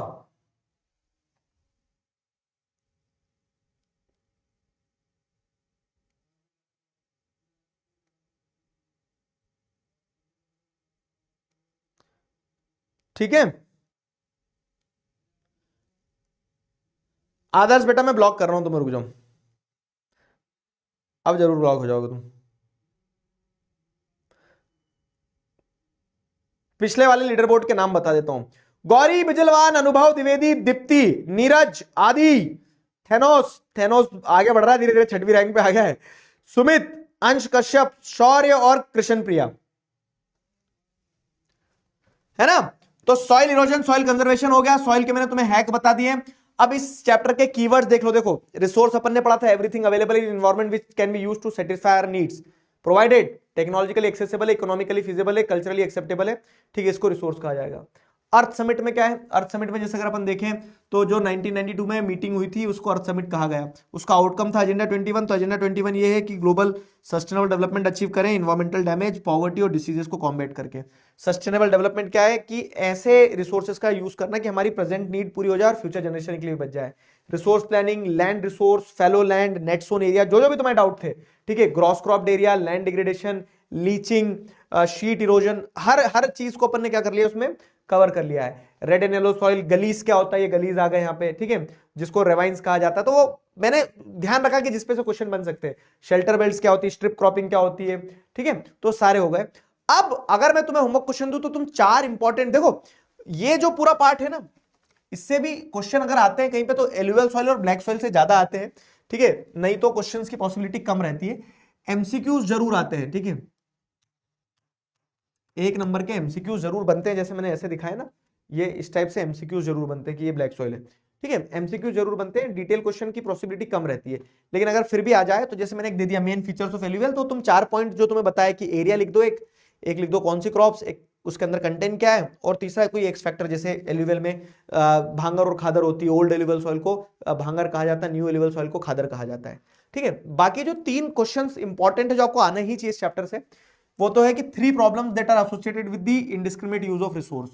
क्या है कि रिसोर्सेस का जब मतलब जैसे अगर आप देख रहे हैं रिसोर्स डेवलपमेंट से जुड़ी हुई क्वेश्चन है कि अगर हम रिसोर्सेस का सही इस्तेमाल नहीं करेंगे तो रिसोर्सेस क्या हो जाएंगे, खत्म हो जाएंगे, सोसाइटी हैव्स हैव नॉट्स में डिवाइड हो जाएगी और सोसाइटी जो है वो ग्लोबल इकोलॉजिकल क्राइसिस फेस करेगी। स्टार्टिंग हुआ स्टेजेस ऑफ रिसोर्स प्लानिंग क्या है and why do we need it in India, तो 3 स्टेप है और उसकी जरूरत क्या है कि resources are unevenly distributed.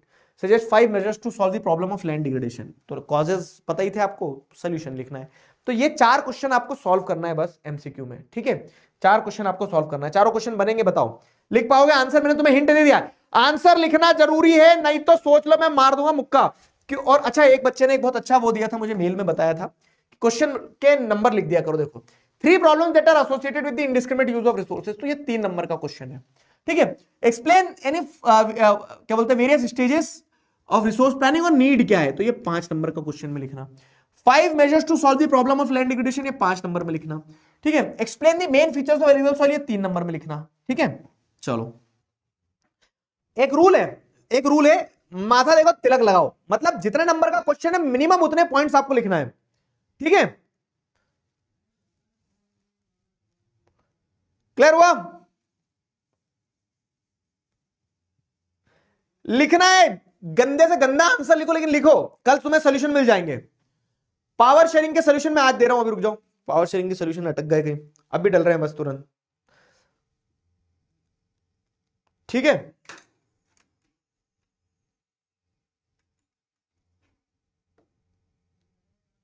Clear हुआ? चलो समझ में आ गया यहां तक?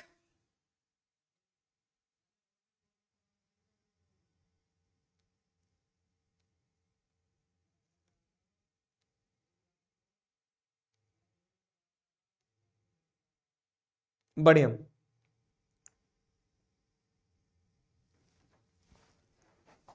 चलो भाई, तो आज का हमारा कार्यक्रम होता है यहां पे समाप्त। कल मिलेंगे, तो कल टाइम टेबल में भी देखता हूं क्या है, कल हिस्ट्री का चैप्टर है अपना, है ना, कल हिस्ट्री का चैप्टर करेंगे अपन, तो टाइम टेबल भी देख लूंगा मैं। नहीं नहीं नहीं नहीं, अभी कितनी क्लास हुई है, 1 2 3, कल की क्लास और करने के बाद फिर डाउट सॉल्विंग क्लास रखेंगे एक अपन, ठीक है, फिर एक डाउट सॉल्विंग क्लास रखेंगे, यस। तो अभी तो जाओ, कल की क्लास के बाद में फिर डाउट सॉल्विंग क्लास है, ठीक है। तो अभी छुट्टी छुट्टी, चलिए तो let us wrap up today, will see you all tomorrow, मिलते हैं कल, तब तक अपना ध्यान रखो। अभी के लिए साइन ऑफ करते हैं, signing off with this together we can we will, thank you very much, bye bye, good night.